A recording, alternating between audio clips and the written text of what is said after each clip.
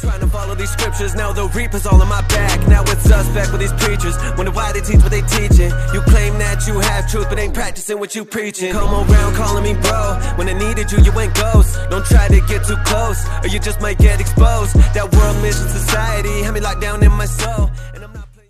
What's up, everybody? My name is Edgar. I'd like to welcome all of you to another episode of Defusing the WMSCOG. This is part 2 of the mental health episode, so this is going to be fun. It seems like every time we got some new faces, and it's pretty cool. We switch it up. So I'm going to just allow everybody to introduce themselves. Hi, I'm Daisy, and I've been at church for 13, 14 years. My name is Amber, and I was with WMSCOG for about 7 years. My name is Nathan. I was part of that organization 3 years. I say Hey. 3 years because, like, we kept, how the Passover, we kept the Passover every year, so I kept 3 of them. So, yeah, that's how I remember. Hey, Nathan, salam alaikum, alaikum alam. Assalamu alaikum. Hey. All right, my bad. Who's next? Me. My name's Rosa, and I was there for 10 years. Hi, my name's Odalis, and I was there for almost 4 years. So yeah, 3 Passovers, but it would have been 4 if I would have stayed. Yeah, 3.5, almost 4. Hi, my name is Sarah, and I was in for 4 years. Cool. All right. Well, looks like we're gonna have a blast today. I can already tell it's gonna be funny. It's gonna be an emotional roller coaster as well because we are talking about some serious stuff, mental health. And yeah, the first episode we're just getting started, so we needed to extend this to a part 2. We got some good topics, and just so that everybody knows, we don't rehearse these things or anything like that. So it's gonna be straight off the top. So, whatever you guys want to start with, nobody has anything, any ideas to start with, we can dive into like sleep deprivation. We could talk about, another thing.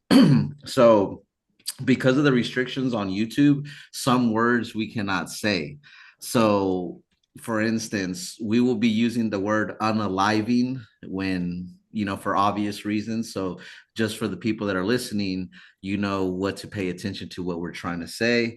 We're going to be talking about some pretty interesting things. So, before I get started, does anybody want to kick this thing off? Anybody got a specific topic? No, I guess we can start off with the sleep deprivation. That's Okay. pretty good. I think everybody has, felt that, sleep deprivation, especially during the, great feast twice a Yeah. year, and sometimes, extra stuff. Yeah, Yeah. for sure. Some And members would do 3 days, like closer to Passover. So maybe like a month prior to Passovers, a lot of members would do 3 days of nothing. And it was rough. I was in kitchen by that time, so I was the one making them the whatever you want to call it, because you got to start when you fast like that, you have to start your stomach off really light. So they would make some kind of like rice kind of, The I don't porridge. even know what to cut, like a porridge. Yeah. Like barely any flavor, maybe some like seaweed, and then they would increase like, yeah. Yeah. So I was part of that. okay, Amber, I know that you had something that you wanted to bring up about the sleep deprivation, so I'm gonna let you go ahead and get the floor. Yeah, there's so many stories with that, especially during around the feast time. There's some experiences I had with sleep deprivation as well as I've seen with other members. And it was really heartbreaking, especially seeing other members suffering from deep deprivation. One girl came to the feast, it was in the middle of the feast, and just so that I can give a little background, we would have to keep 5 a.m. and 7 p.m. And with that, a lot of people would still go to work because, I mean, the feasts were Monday through Friday. And the usual shift here in Buffalo is like 9 to 5. That's the most common shift. So, or eight to 4:30. So a lot of the members would wake up really early, like 3, 4 o'clock in the morning, so that we can be there for the service. It would be at 5, but you would have to get there at 4:30 for seating so that you can like pray and prepare your mind. You couldn't just show up at exactly 5 o'clock, 5 a.m. And after 5 a.m., it would end around like 7, and a lot of members would have to go straight to work, myself included, and then work until 5, and then have to rush back to the church to be there by 6 so that you can prepare your heart and mind for the 7 p.m. service.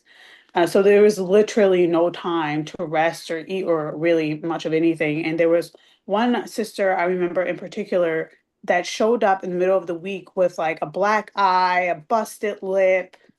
Yeah. And um, I obviously asked her what happened, being concerned about her appearance. And she disclosed that she had gotten into a car accident because she had fallen asleep at the wheel. Oh, yeah. And still, Yeah. And still, she was giving thanks to father and mother for making it there, and thank God for the Passover instead of having the wherewithal or the wits rather to understand that, this is really dangerous. Now, I myself was on the bus, so I would find myself falling asleep on the bus, and because I wasn't eating or sleeping, I actually landed myself in the hospital because I was also in school full time. So trying to keep the feast and work, like it was close to impossible, but it was my salvation. Like I have to keep this in order to go to heaven. So, it was this all or nothing. And a lot of times I was riding my bike for the evening service. So just over time, the first couple years I landed myself in the hospital. My mom was very concerned for my health. The doctor just flat out told me that I had to let something go. And I let my internship go. I wasn't a job, it was an internship. Excuse me, I misspoke. Versus the church, obviously, but that I had what's called a stress-induced attack where I couldn't breathe and my chest tightened up and I couldn't breathe, and it was a whole thing. And then another year when I did get my car, I ended up getting into a car accident myself too. I was at a light. It was as if I became delirious. I was at a red light. I was already stopped. And then for whatever reason my mind thought it had turned green. So I went Well, and that happened to me once, and I was just like, "Whoa." yeah, and oncoming traffic, and this guy was going at, Yeah. it was a 50 miles per hour road, and he hit me, T-boned me, and luckily I did come out of that okay, but just a few stories about that. Yeah, terrible, terrible, and dangerous thing to experience. That is I would wild. say that with what you said before, first of all, that whole thing with me, like with the light, that happened way after, like coming out. Like it had nothing to do with that. But with something that you mentioned before is that we come to the cult and kind of like we have to come a little bit earlier to kind of get our minds ready to prepare for service.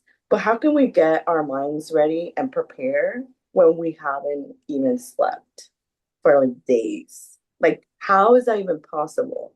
We're gonna be delirious. We're gonna be just delusional at that point.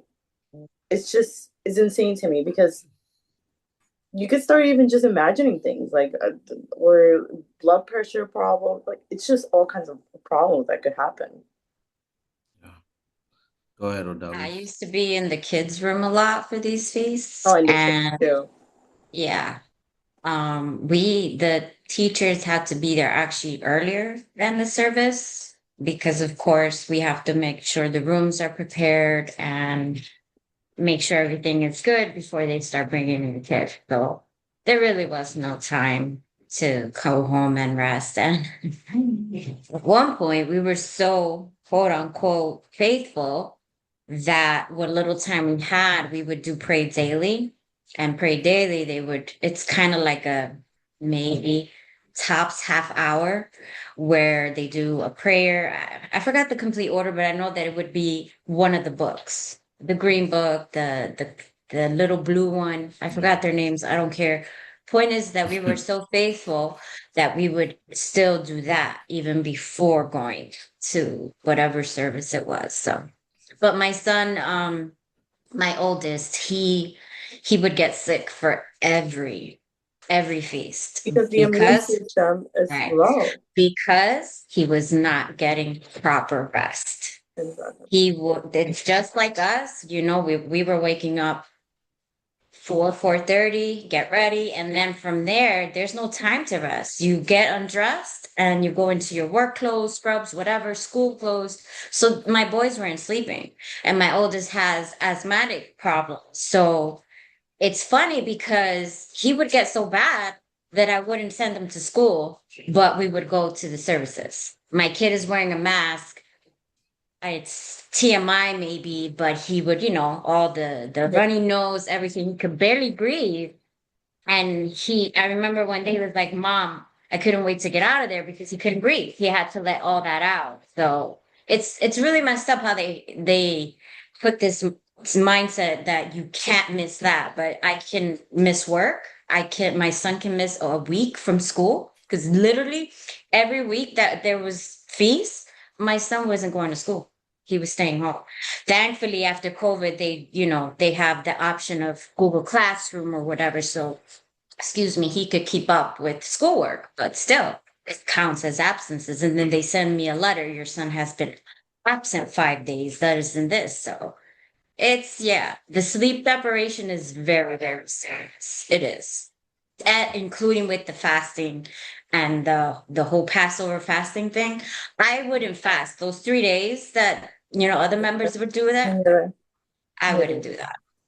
No, I think I did one day once, and I was like, never again. So, Yeah. but yeah, it's rough with the sleep deprivation, and it's just like your body needs this rest, but it is also done on purpose. We've been seeing many cult documentaries how they work. They do it on purpose, so you're kind of in a state of mind when you're not really completely focused. You're not thinking critically. You're just, you're so tired that 99% of the time you're just trying to get it done.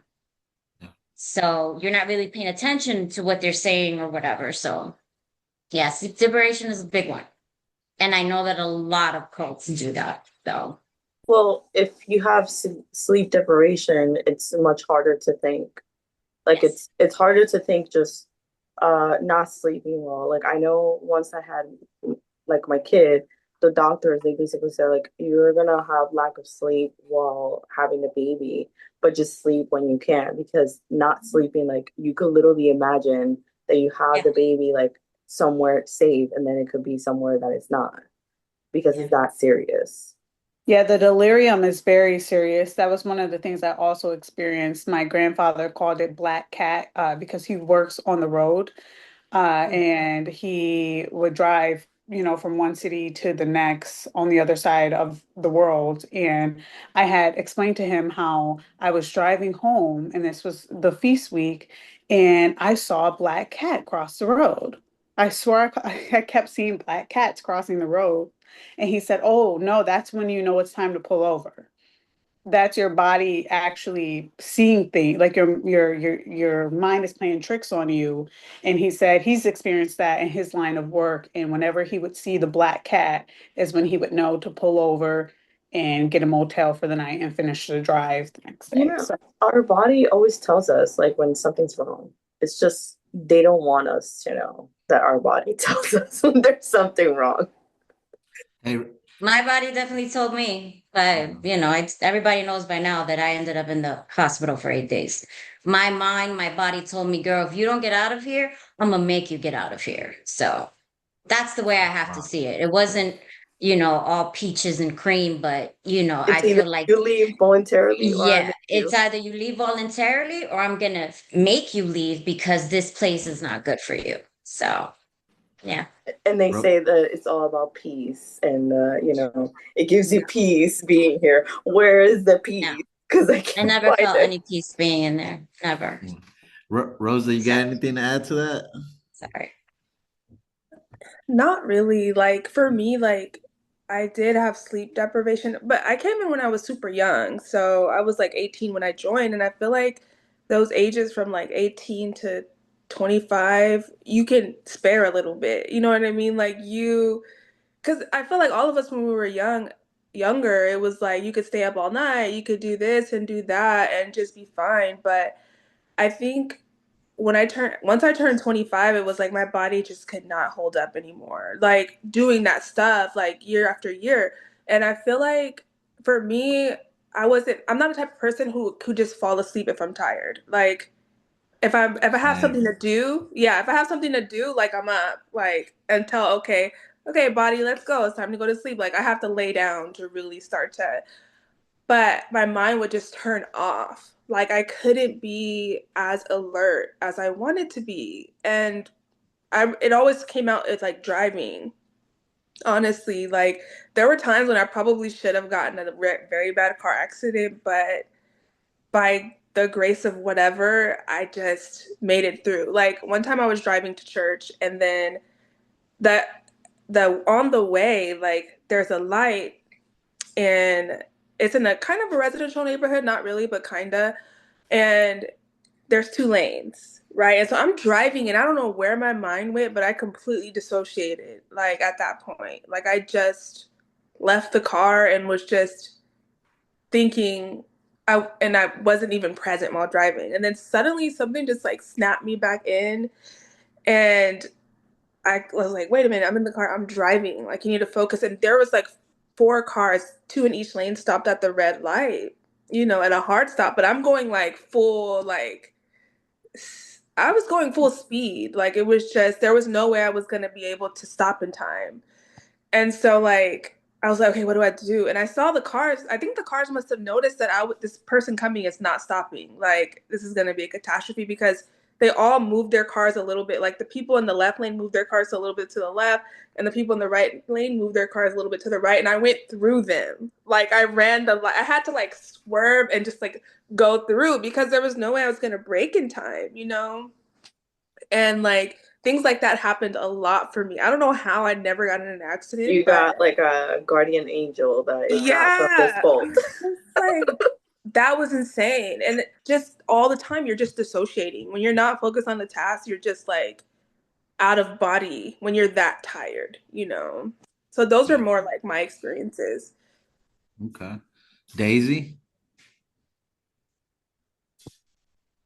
Well, for me, I mean, um, we've been there for a while. So, I mean, in the beginning, it was for me like, yeah, I mean, I guess when you're younger, I was working and just yeah, as soon as I was done, I had to drive. It took me a while to go to work.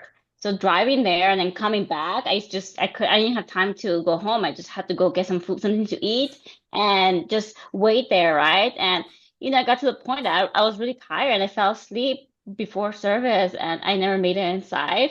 And then I woke up like halfway through service, and then I was like, and I started crying, right? Because like you were thinking like, oh, we just did something bad. Like I was supposed to keep service. I was so close. I was like, I should have just left. I was so tired. I just fell asleep without noticing. A lot of us So slept through the service, so it's okay. I just didn't. I was very good. Like, okay, I always did my best. Yeah, I was the one who was waking the sisters. I was like, sister, wake up. You know what I mean? Were you But pinching people though? no, I wasn't. I was holding their hands and rubbing them. You know what I mean? uh, I will get I wasn't like that kind of person. Like, I was no, I'm not like yeah, no, because I thought like, okay, like I don't know you that well to continue.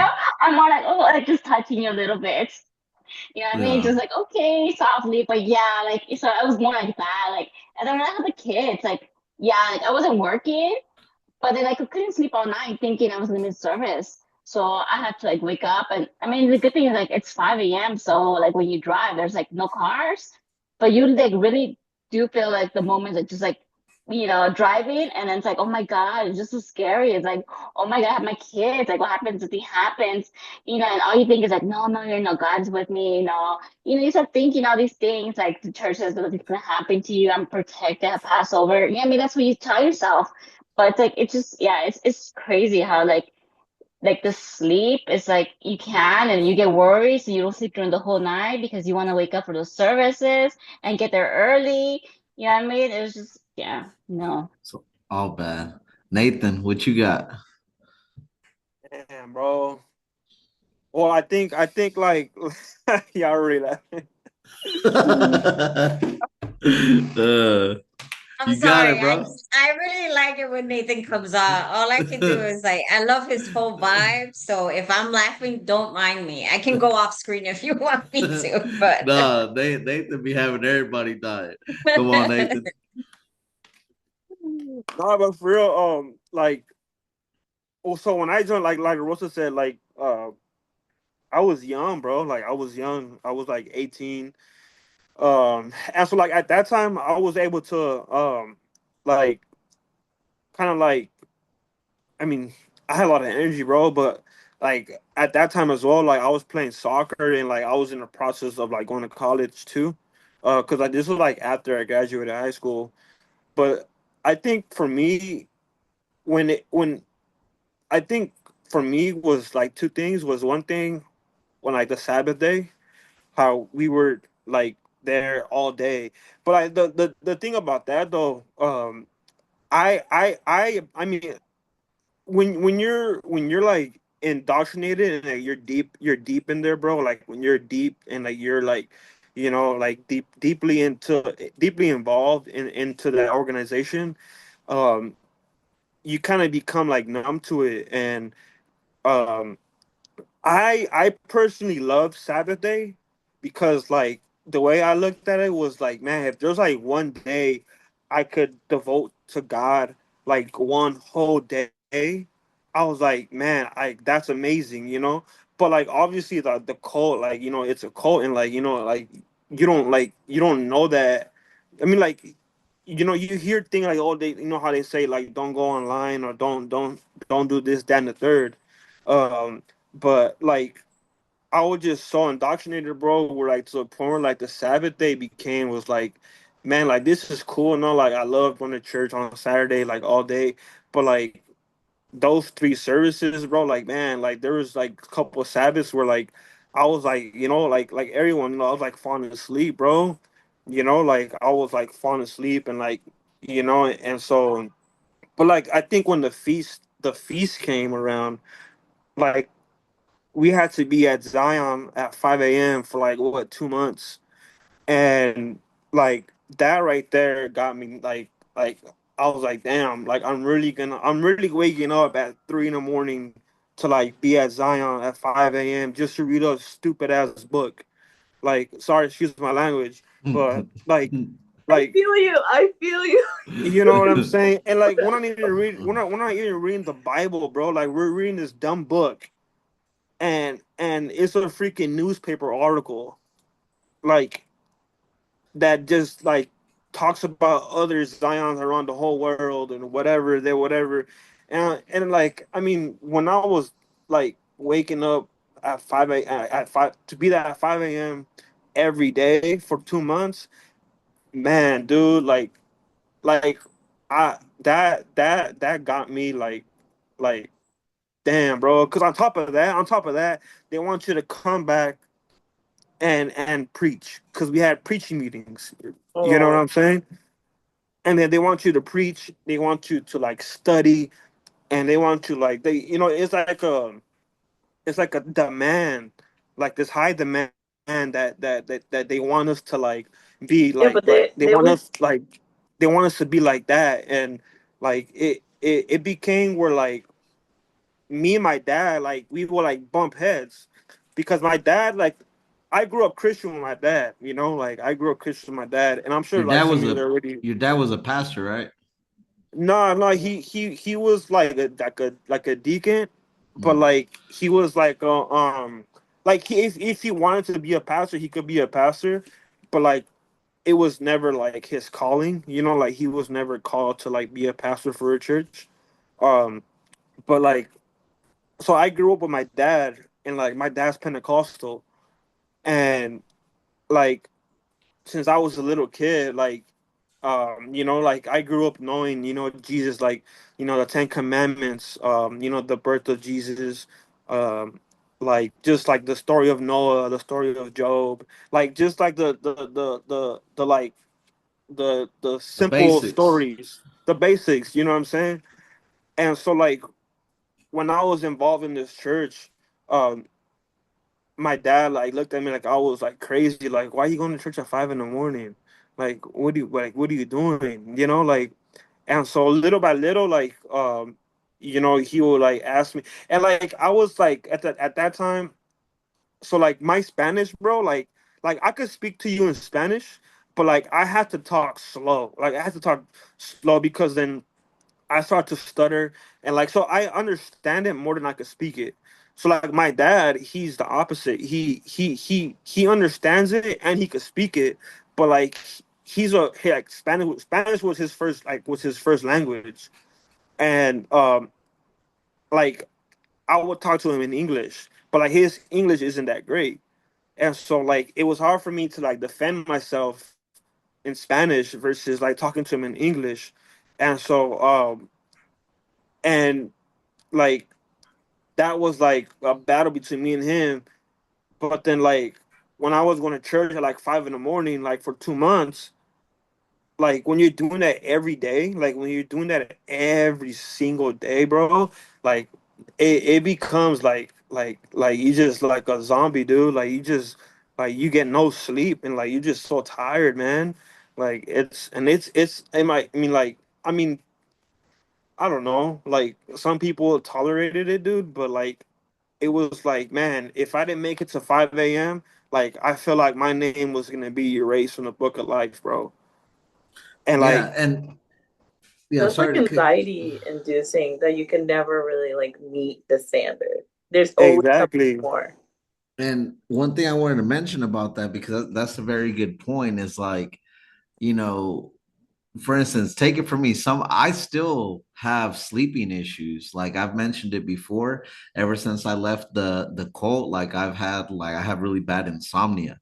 And a lot of the times my mind's just racing, especially at night. Like when I try to calm down, like with my, it's just I'm thinking about a lot of things. A lot of the times I'm thinking about members too that are still in there, and talking to so many different people. So your mind's racing about a lot of things. But because of that, sometimes I've noticed, even being out of the quote for years now, when I go to work in the morning, sometimes my brain is not working at the level that it should. Like it's like bogged down. And so, I did a little bit of research, about the sleep deprivation, and I read that it's that, and when you're going through this sleep deprivation, it impairs your decision making, right? And so fatigue overloads the brain's ability to process information.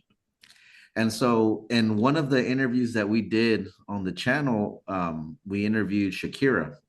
Shakira was actually in the military, and she explains how sleep deprivation is like something that is used as a tactic, for prisoners of war, and it's a way to manipulate people to get them to do what you want, right?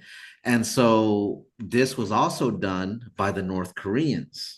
There's a book on it. I just can't remember exactly what it's called, but maybe someone can help me out when if you guys know, or if someone watches this video, maybe they can post it on the comment section. But basically what I'm trying to get at is that when you're sleep deprived, it's a lot easier to convince somebody to do something than when they're in, all of their senses.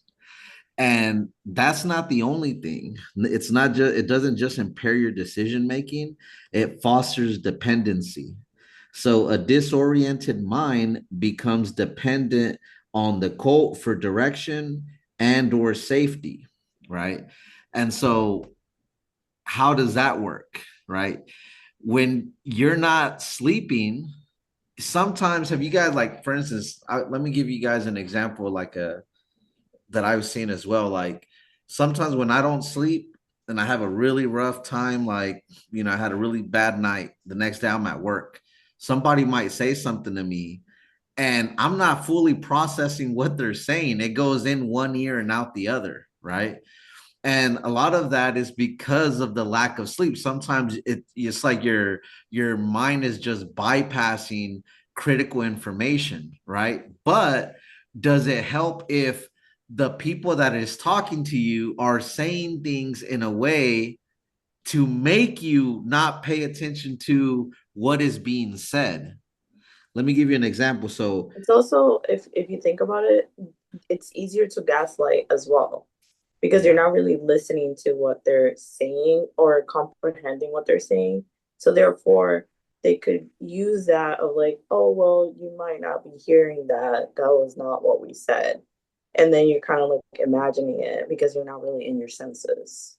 yeah. So the word I wrote down is override rationality, right? Which this was Sarah's bringing up, right? So sometimes they speak to us in a way where that's what they're doing. We're already sleep deprived, and then they make us override our rationality by the way that they say certain things.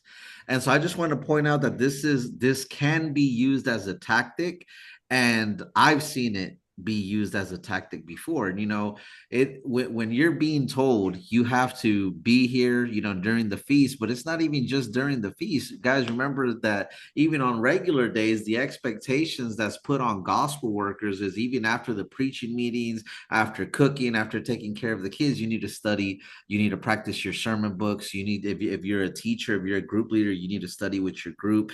And so afterwards, you need to study the words of God. You need to read Father's book. You need to do. And what are you doing? Is you're like frying your brain because all you're consuming is World Mission Society stuff, right? And so you really don't have any time to think. How can you break that vicious cycle? People members wonder why it's so hard to leave. Well, how can you if 24/7 you're constantly thinking? That's why even when members leave, even amongst the ex-member community, we've talked about members having dreams. So even you would think when you finally get to sleep, you're not thinking about the church.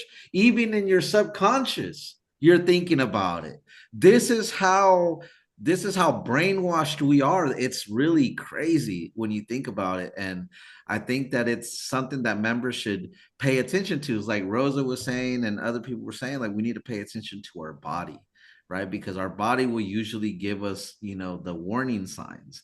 But sometimes we don't pay attention to it. And it's kind of like what we mentioned in the first episode. The church tells us to suppress that intuition, suppress those feelings that we get. And so you can apply that also to your health, right? If your body's feeling icky, if your body's feeling like something's wrong with it, but we're taught, hey, no, no, no, you got to push through, you got to smile. You know what I mean? But they Push through kind of that. like, they also say when you have like any issues like mental whatever that it might be asking, like your brain is telling you like, hey, let's just take a step back. They just always say is Satan. That is just Yeah. demons and Satan going to like just going towards you or like on you so you're not coming to the cult. Yeah. Sorry sir, but like no, it's just human On brain, that the note, normal human brain. I want to share something on Sarah's note. I want to share a post.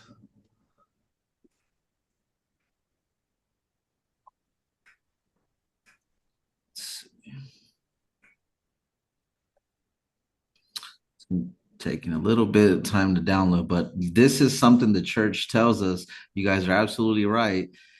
They basically shame us when we do feel these type of issues, and they make us feel like having depression, having anxiety, being sleep deprived, wanting to take it easy, take a day off is wrong. And so what better way than to look at a That quote makes me so from upset just looking the at head that. honcho himself. So here it says, can you guys see it good? Yeah, yeah.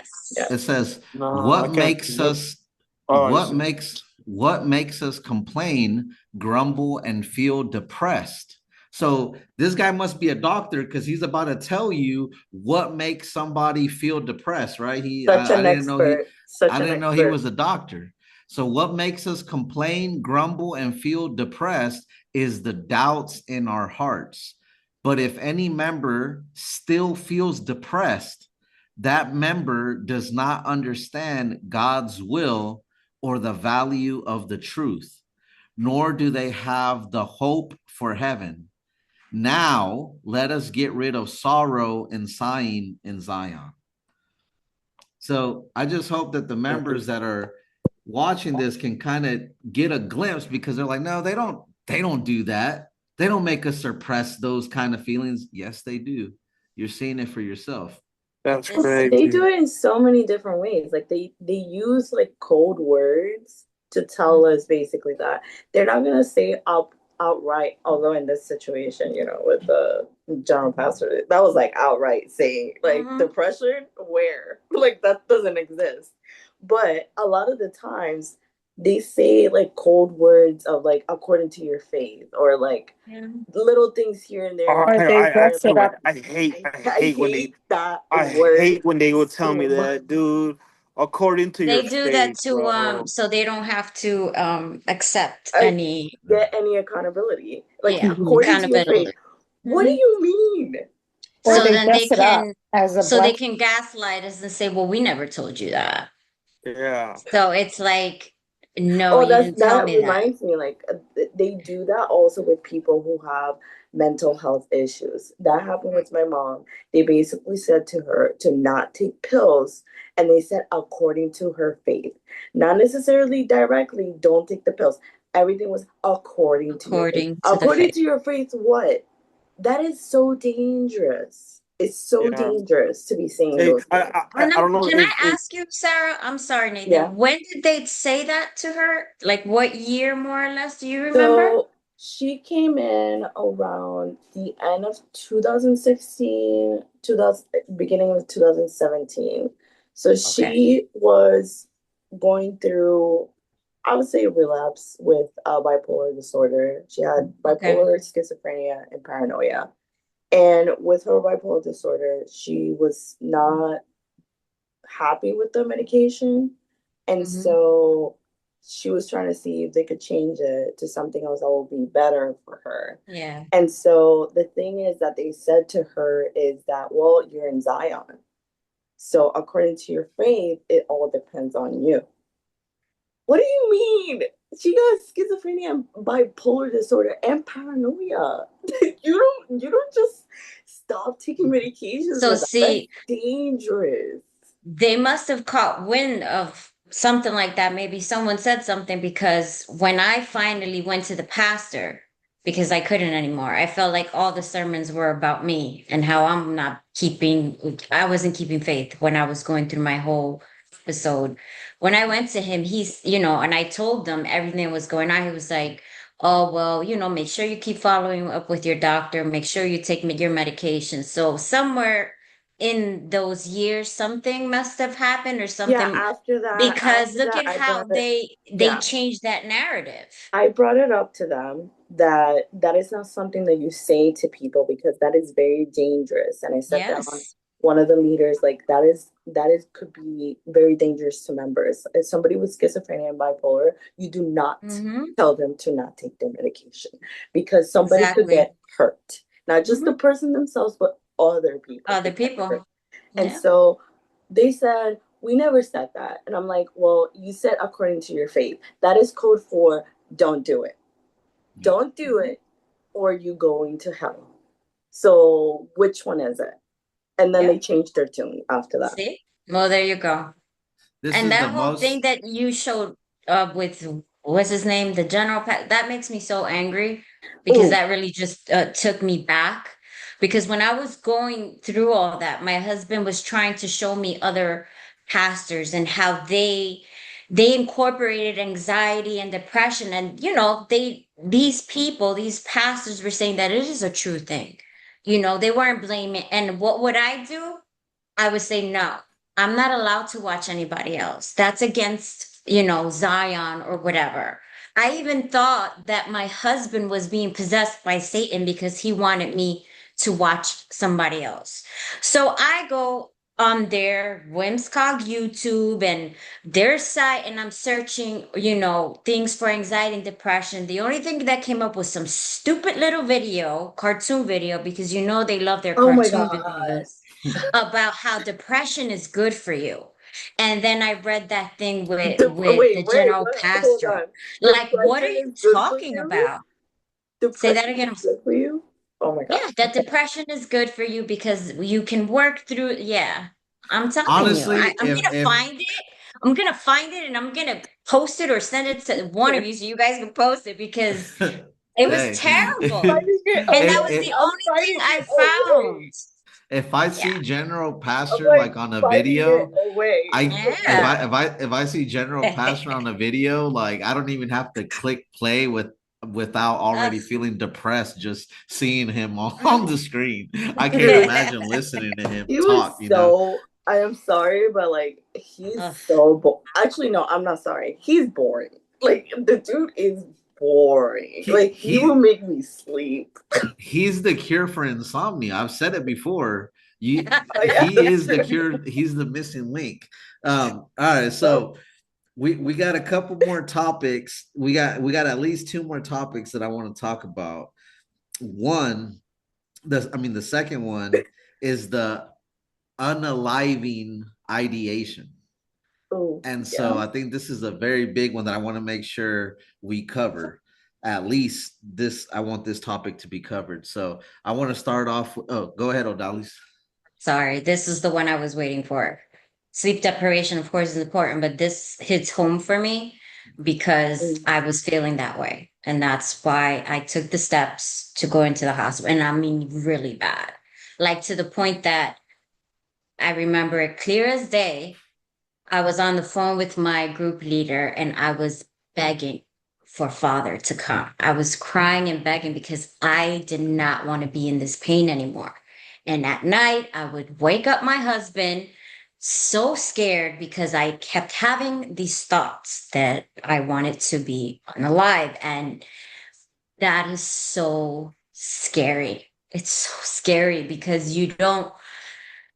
I don't wish that on anybody. And to for a person to feel that way, it's just you cannot blame them for when they do it because the pain is just so bad. And this is one thing I didn't agree with in the Bible where it says that if you do that to yourself, you're going to hell, but shouldn't God know the pain that we're in, the suffering? So it's just and it's scary because they don't help you. Instead of her telling me good things, she couldn't say anything to me. And it's so hard when it comes to that. Like, I just can't. You cannot not feel bad for people who do this because they feel it's the only option. And I'm sorry, this is a rough one for me. But No, you good. Let it out. Let it it's out. Let it out. it's just they're just so horrible. So horrible. Like I couldn't even tell what was real and what wasn't anymore. To feel that way, it's like you're scared. So yes, that is a real thing. And being in that place is not going to make it better. Yeah. It's not going to make it better. It really isn't. It's like if you're feeling that way, you shouldn't be in that place. You need to go seek help. That was the only option I had at that point. And then the audacity of that same group leader to tell me that, oh, you wrote a letter to mother, and now look at you're much better. And in my head, I'm like, yeah, I'm better because I made the choice to leave my family for 8 days, destroy my mom every night while I was in a place trying to get better for myself. Actual doctors, not some man in Korea and some woman who doesn't even know my name. Like it was just horrible. I'm sorry. I really needed to get that out. No, you're But yeah, Let good. it out. Let it out. that's not that's not a fun feeling. It's not a fun feeling and it's something that's very real and people shouldn't be ashamed if they feel that way. Just get help. Know that there's help out there. Don't feel like that is the only option. It's not. And I know it's hard because there's so much that we go through in our lives mentally, emotionally, but we just, that place is not good for people who have already anxiety, depression, bipolar, anything. It's just not. It only increases those feelings and the symptoms, you know? So yeah, that was it. I'm sorry. Oh, you're fine. I think that's a good observation to point out that it's not that people don't get these feelings everywhere. This is something that happens. It's very real.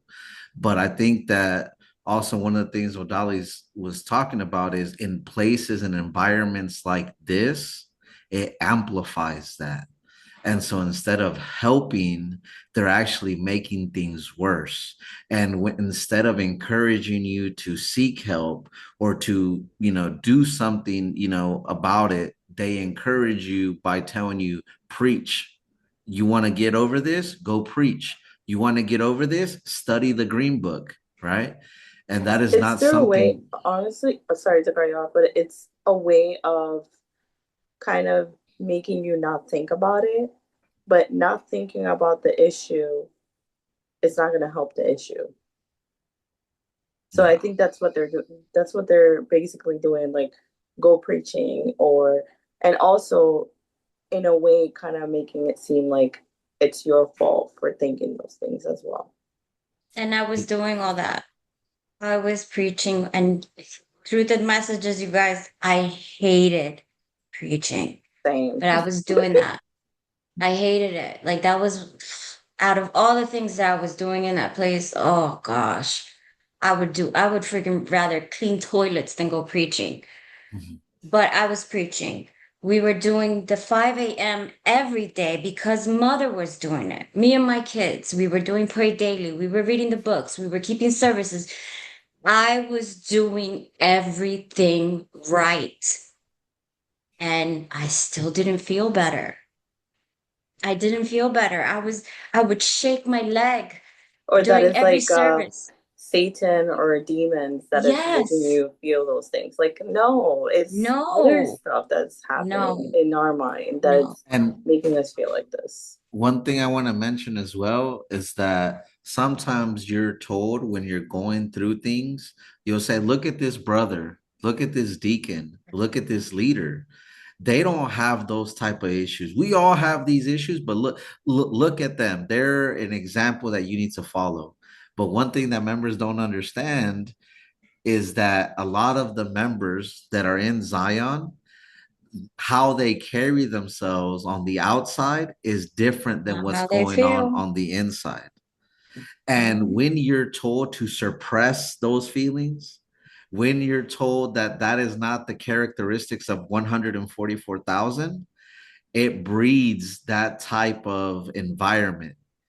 And so that's very dangerous for the people inside. And so if the members are watching this, which we know they are, I just want you guys to not, if you don't feel comfortable reaching out to us, don't reach out to us.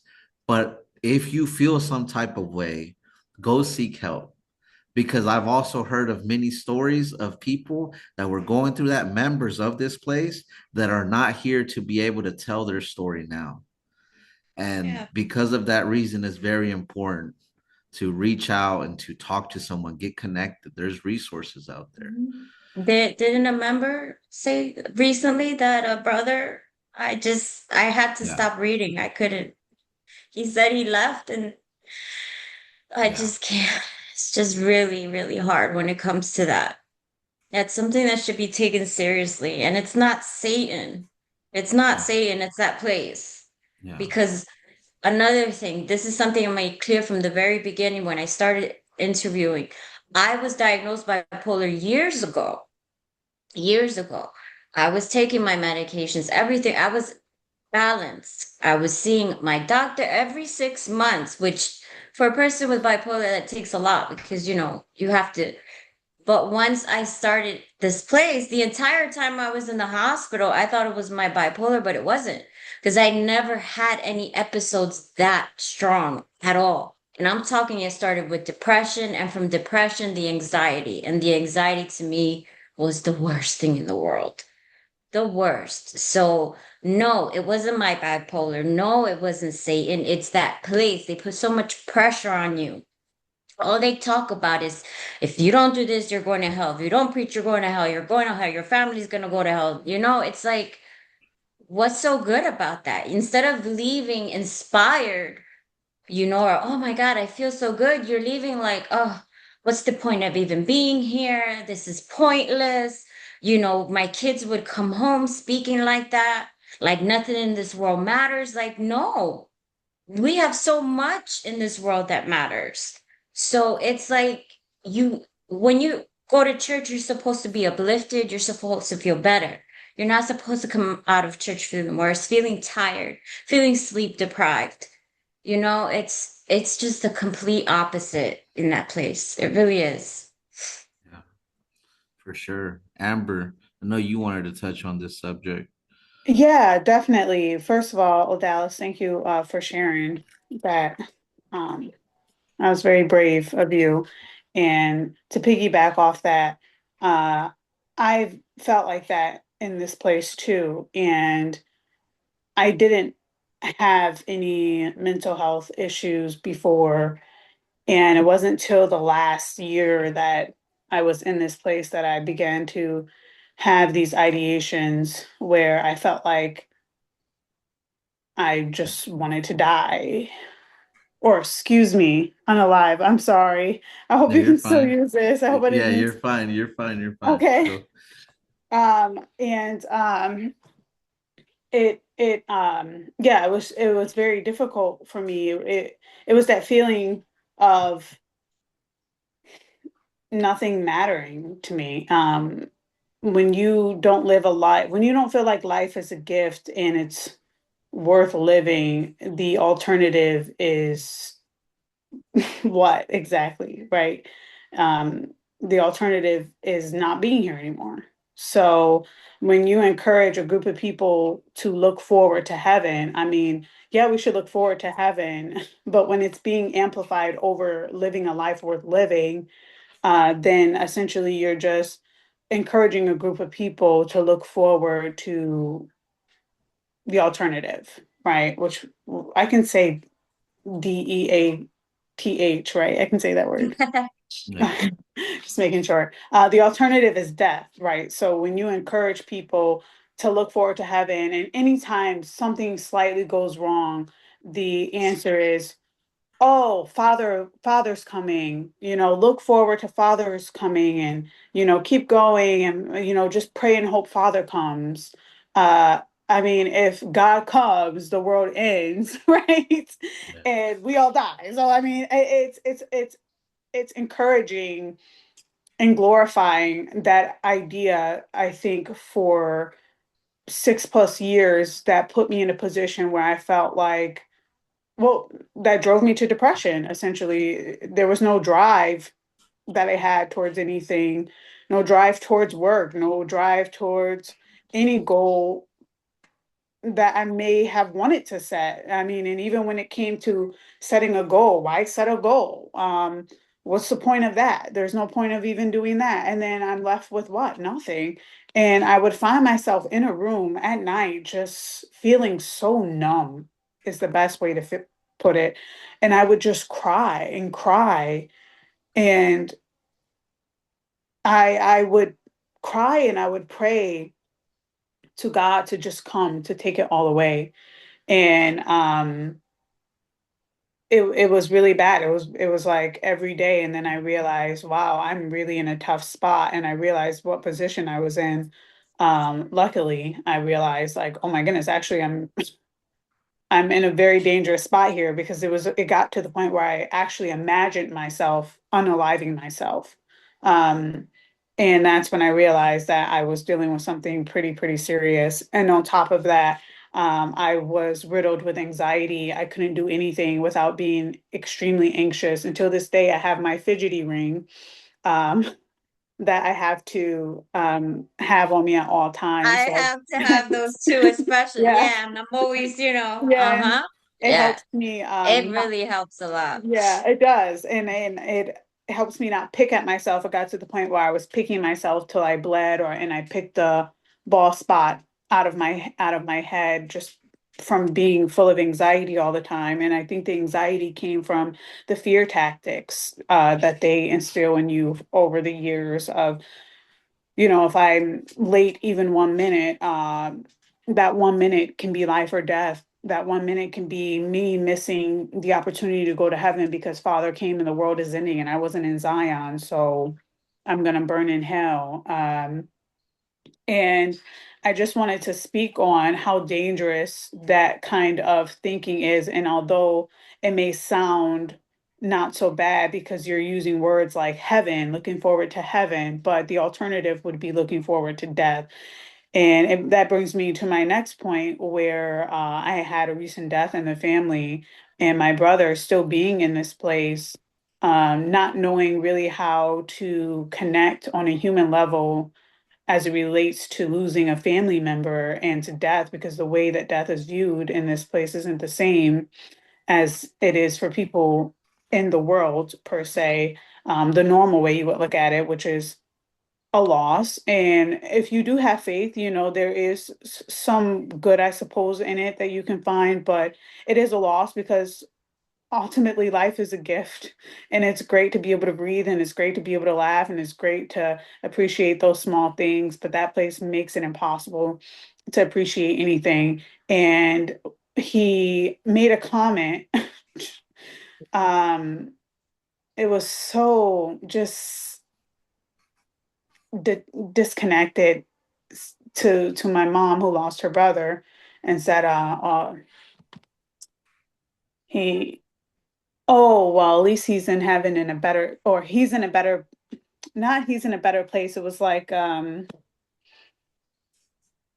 he's like lucky. Good for him, sort of way of speaking. That's what that was what was implied. It was like good for him. It's so great that he's in heaven now. And like, and he's like, oh yeah, how lucky he is. Can't wait to be able to go to heaven, or something like that, he said. And we're like, we can wait, we can wait to go to, that was my response, like, we can wait. But, and it wasn't, it wasn't him either. And it wasn't human, right? Because the human thing would have been to show empathy and say, so sorry, how awful, right? But that wasn't, but I knew immediately that that kind of speaking comes from the cult.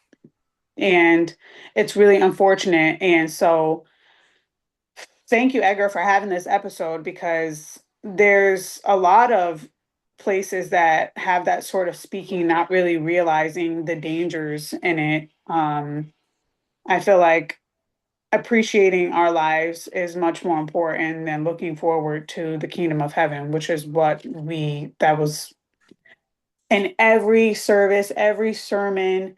And if it wasn't that, and it was fear mongering, it was, oh, we're going to go to hell if you don't keep this, if you don't do that. And so, all that to say, I ended up leaving this place with anxiety and unaliving ideations, and had to seek therapy. Um, and for anyone who is watching this that is struggling after leaving this place, I do encourage you to speak to someone and see someone, and also comfort you with the fact that you're not alone. And there's many of us who have come out of this place experiencing those things as well. And there is a light at the end of the tunnel. I am much healthier now. So, Go Two ahead, things, and Odalis. then I'm gonna let others speak. The whole thing with the hair too. My hair grew back because I lost all my hair as well. It was like literally falling off. But I wanted to say something about your family member. First, my condolences, but they don't even allow people to grieve their lost ones. They don't. So to him, being in the call, it's just like, well, he's no longer there. It's just a body. It's just very sad because there was a member who lost her husband and she wasn't able to grieve him properly. We weren't even allowed to comfort her. I wasn't even allowed to get her a card because it was going to be a memory of a body, not a person. It's like, how can you say that? Why can't we be allowed to grieve? It's part of being human. Yeah, maybe they are in a better place and that's great. They're no longer suffering. But as humans, as people that were part of this person's life, we are allowed to feel sadness. We're allowed to feel that. We're allowed to have our last moments with them to say goodbye or whatever the case is. It's very sad that at one point or another, we were all there. They would always use that verse to let the dead bury the dead. Like they make us so numb to feeling anything, anything at all, anything normal that has nothing to do with that church or with their deities or whatever the case is. So that's all I'm gonna say. I want other people to talk. That's good. That's good. You guys bring up some good points. Rosa, you got anything? I guess, yeah, I just feel like, the biggest harm is them putting these blanket statements over mental health or like just making it seem like it's a one size fits all. Like there are some members who came with a mental health disorder, and then there are some who actually most develop it while they're there in the church. And I just feel like it's, for people, sometimes our bodies can betray us. It's not one size fits all, it's not black and white. And what hurts me more is I feel like for me, I developed anxiety in the church. And I've dealt with the ideation as well in the church, not even before. And my life wasn't, you know a gold road, but I always had hope, and church should bring you hope. Like it should give you joy. It should not take it from you. And that's the case here. And I just feel like it is so hard for the members who come into the church with mental health disorders, whether it's bipolar or schizophrenia or even something like ADHD or whatever people are dealing with, if they're neurodivergent in any type of way, even those members who have autism, who they say that they must have had a big sin in heaven. So that's why they are autistic to that level, right? I just feel like it is already incredibly difficult to live through life. And there's already a level of shame that people have when they're neurodivergent or when their bodies betray them to where they are not um, considered normal in this society. There's already a level of pain and hurt that goes with those people who have those illnesses every single day. They're carrying that through their life already without the church's condemnation, right? And then to come somewhere where you are supposed to have hope and joy, and they further shame you and make it seem like you are possessed. And a lot of times the members with mental health disorders, they are the most faithful. Let's just keep it 100, right? Because, whoever has been loved much, or whoever has been forgiven much, loves much. Whoever has been forgiven little, loves little, like that verse in the Bible says, right? So those who have the greatest repentance, like the greatest efforts, they are realizing the value. They're not just doing that, you know, they didn't pull that out of the air. They're doing all of this for their heart. Their actions are speaking louder than their words, right? They likely have the greatest faith because they're able to overcome their illness that they have to deal with every single day and put their foot forward and give it their best. Like they're already jumping hurdles. And so I just feel like it just hurts my heart so much that people with mental or members with mental health disorders, whether they've had it before the church or developed it inside the church, are shamed in that way. And I do feel like it goes back to Korean culture, unfortunately, because a lot of their culture is dealing with shame and duty. Like the whole basis of their culture is you don't get to feel, you don't get to. I remember General Pastor gave a sermon about SI or unaliving ideation, right? He gave a sermon about that. And he even explained in the sermon that Korea has the highest rates of, you know, unaliving. And that's very telling because they're taking their culture. I'm sorry to cut you off. I'm gonna give you the floor right back. But also, it's very fascinating that you say that because when I was studying about the sleep deprivation, South Yeah. Korea is also ranks one of the top. That's saying something with all the cults that are over there. But anyway, go ahead, Rosa. Yeah, and they're saying that this is heavenly culture or whatever, but no, it's Korean culture. And they're bringing not only there are some positive aspects of Korean culture, I guess, maybe the ones that we learned, maybe, I don't know. Um, but the The negative food. ones, Sorry. yeah, I was thinking like, okay, it's just the food because I can't really think of anything else. But okay. And they're bringing the negative aspects into the church and calling it heavenly culture, but the Bible in turn says, come as you are, and that includes everything that God has made you as, or like there's this verse, I think, in John or First John, one of the Johns, and it says like, but even if our hearts condemn us, God is greater than our hearts, and do you think that God is so naive to not know that there are limitations of the body, like that are beyond our soul's level of like ascending over? You know what I mean? Like it's just, and that also tells you how much they believe in God, so to speak. If they can't even fathom that, God can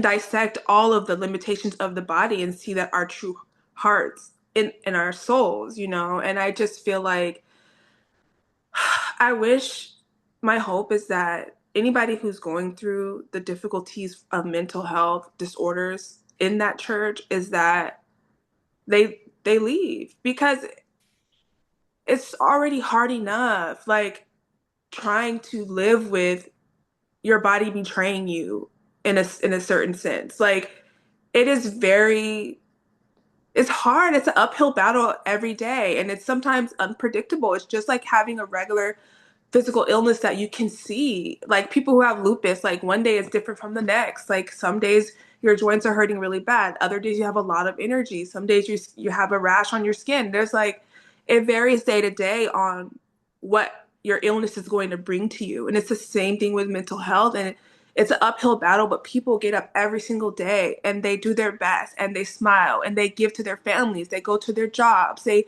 get through life. And so to shame them and then I know the church will deny this, but it's like I've been in rooms where members can't get like blessings because of their disorder. Like it's been discussed as if something that implies that they think something is wrong with them. And then in that case, what is wrong with them? It's you think that they're possessed by Satan or the devil or whatever it may be, when really it's just the limitations of their body.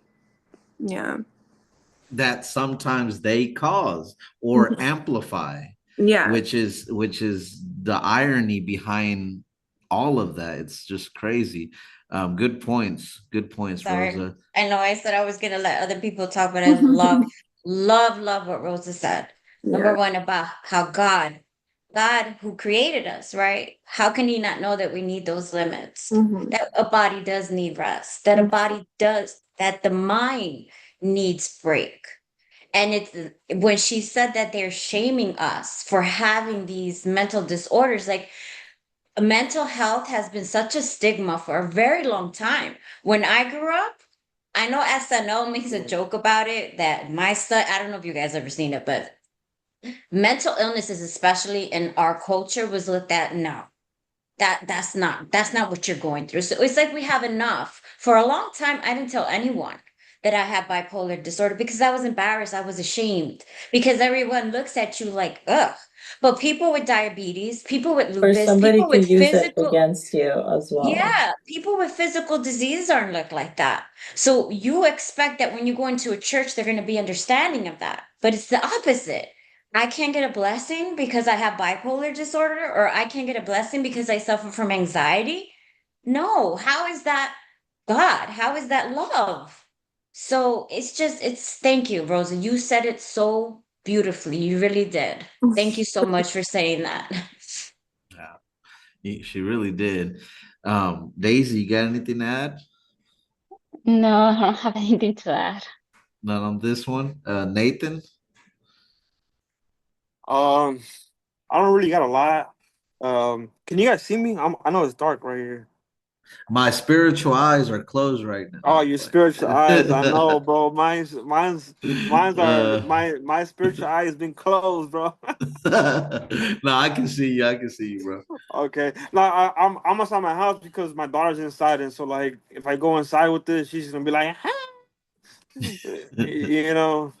But no, I don't really got much. I don't really got much. I think what I could just add to, I mean, just hearing off what everybody else saying. I'm sorry that it sucks that you guys all went through that. You know, but like it's beautiful to see that like each and every one of you guys are like in a better place, mentally, spiritually, um, and it's amazing to like to hear different perspectives because like it's still like to me it's crazy how like we all went through this, and like I never thought like I never thought like this would become a thing where like I'm part of a cult and like I got sucked into a cult and now I'm out of this cult and like we have this community where like we can all share our like our stories, and like I was just thinking about that right now. I was like, damn, like we're all like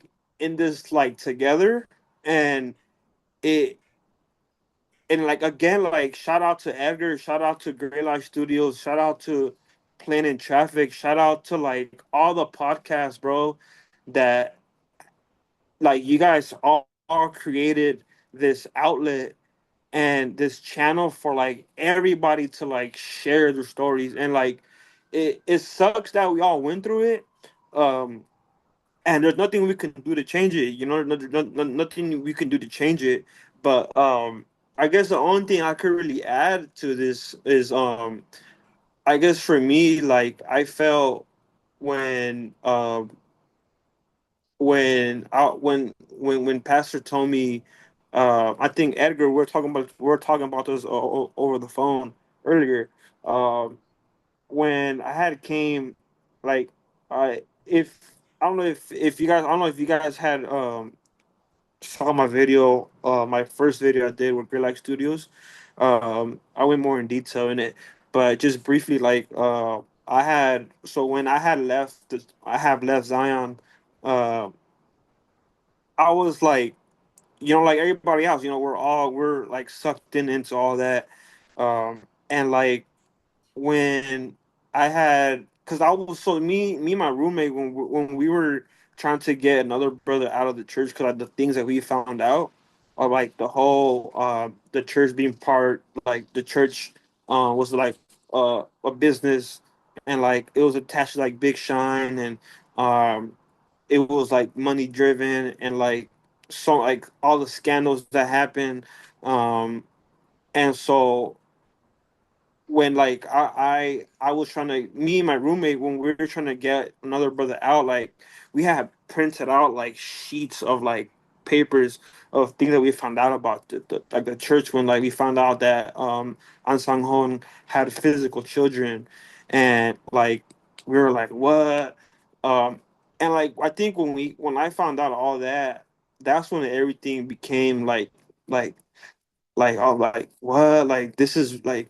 I put my everything into this, and like I put like my whole spirit, my whole mind, soul into this organization, and like um and when I got home that night, when Pastor called me over the phone and he goes, "You're not welcome back to this church.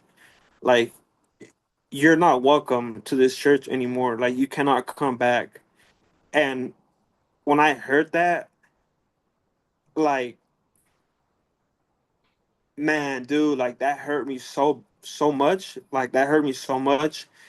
And like I was like broken, bro. Like I was broken because like how can you tell someone that that's like like, yes, I know the things that I found out is like bad, and like you don't want me to expose you, but like if this is a true church, why can't you just be like, hey, if you're having doubts, let's talk about it.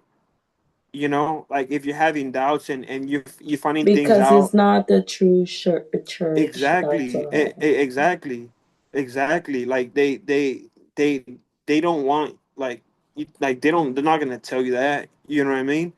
And like for them to like kind of just like shut me away, and my roommate shut us away, and like mentally, like I felt, because like mentally I felt like if I was like you know like like I know people like women and even men, but I mean, Hey Nathan, just thankfully. That's gonna be, when you yeah, mention that that word, word. you use like graped or something because we won't be able to post it. But Okay, I'll edit my that bad, out. my Yeah, bad. you're good. But like mentally, like I felt like my dignity was like taken away.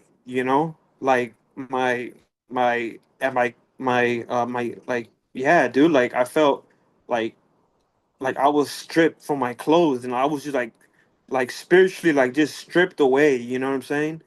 And I was just like, man, dude, like. And after that, I was, I think we all experienced this too. Like, I was having like nightmares, and I was having, like so many nightmares, to the point where I was like it was like end of the world nightmares. And I was just like mentally just broken, man. Like it was just mentally broken. But I think I'm gonna end it on this. What really, really helped for me, what really helped is like, um I took a break from God. I took a break from God for like 8 years. Um for 8 years I took a break, and it I never like stopped believing in God. Um but I just like didn't want anything to do with like reading the Bible or being part of a church.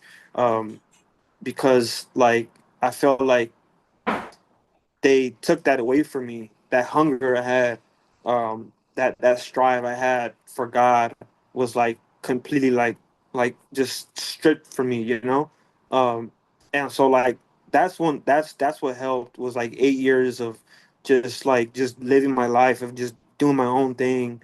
I mean, I wasn't like the best version of myself, but I can say that it helped me to restart, like it was like a hard restart, um and like whenever people will talk to me about God, like people will come to my home, knock on my door, like Mormons. They come to my house every day.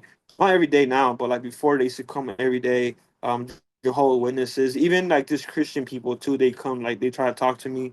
They were trying to talk to me, and like I didn't want anything to like do with like church, or like and anything to do with God. I didn't want to like. I didn't want. I just didn't want anything to do with it. But yeah, that's pretty much all I have. But for the most part, yeah, it helped. It helped to like just take a break for 8 years, and like just to be away from all that. Yeah, that's a good point, man. Sometimes we need to take a break, and there's nothing wrong with that. We all have, different journeys, different processes, and I get it. I totally get it and understand that. Sarah, did you want to touch on this before we move on to the last subject? So I personally never had any like unaliving like thoughts. I was the opposite. I'm like, no, I want to live my life, you know. I don't want like anything to happen. I want to live my life. But I do want to say that the pressure that they bring on members definitely adds like a fuel to the fire to get to that point. Because I have had those thoughts, not because of the cult, but just like postpartum depression and so on. That was way after. But I would say like pressure that they do from like if you don't do this, if you don't do that, like that gets to a point that you're just like, gosh, you know what? Let's just end it and just be done with it because this is like too much. The list is endless. And so I would say that they're always saying, even to new members, that this is a place of peace, of love, of like a place of understanding. You guys don't know the meaning of that. You need to go to a Google, a dictionary somewhere, and look at the definition of peace, love, and understanding because you have no idea what that means. And when it comes to mental health issues, I feel like, well, I didn't tell them the extent of my mental health issues. Thank God I did not, because I feel like they would either use it against me or like downplay it or something. But I did see how they treated people with mental health issues, which I found so annoying because you just can't help it. It's something that you're either born with it or you're something triggers it because sometimes a mental health issues is it's dormant and then something triggers it and whatnot. And I find that so annoying that they would say like for depression or anxiety, like, oh, it's just you just need to preach. No, man. Sometimes you just need to go to like a therapist or work it out, you know? And for the part of like grieving, because I was listening while you guys were talking, yeah, they really don't. Because when my mom passed away, like they just were trying to get me to do all kinds of stuff, and I just needed a moment to breathe. Like after that happened, it was such a traumatic event. I just needed a moment to just chill and relax and just like feel. And until this day, I am never going to be okay with the fact that I never went to her funeral. I never went, and I will. I wouldn't say like hate myself because at the moment I thought it was the best choice, but I don't think I will ever live by that choice of not saying goodbye to her because she wanted me to say goodbye to her. Like she said it to me like before. You need to just say goodbye so you can move on, and I never did. So that I find it annoying because the whole thing of let the dead bury the dead. No, let people just grieve. Let them grieve. Let them deal with the emotions, however they want to deal with that emotion. And they would like grieving is a I don't know how to explain it to people, but like grieving will never go away. You just over time you learn how to deal with it. But if you don't deal with it, at first, it's just gonna snowball and become a bigger problem. And they just make it worse. Like they made it worse for me because they just kept saying very contradictory things about like my mom and then also about like I needed to preach so she could go to heaven because she didn't keep the Passover and like that added more to my plate that I already had on my plate. And so my anxiety was just like to the moon. I don't know. Like it took a shuttle and went out to space because it was insane. So that to me, like it's annoying. It's Yeah. annoying.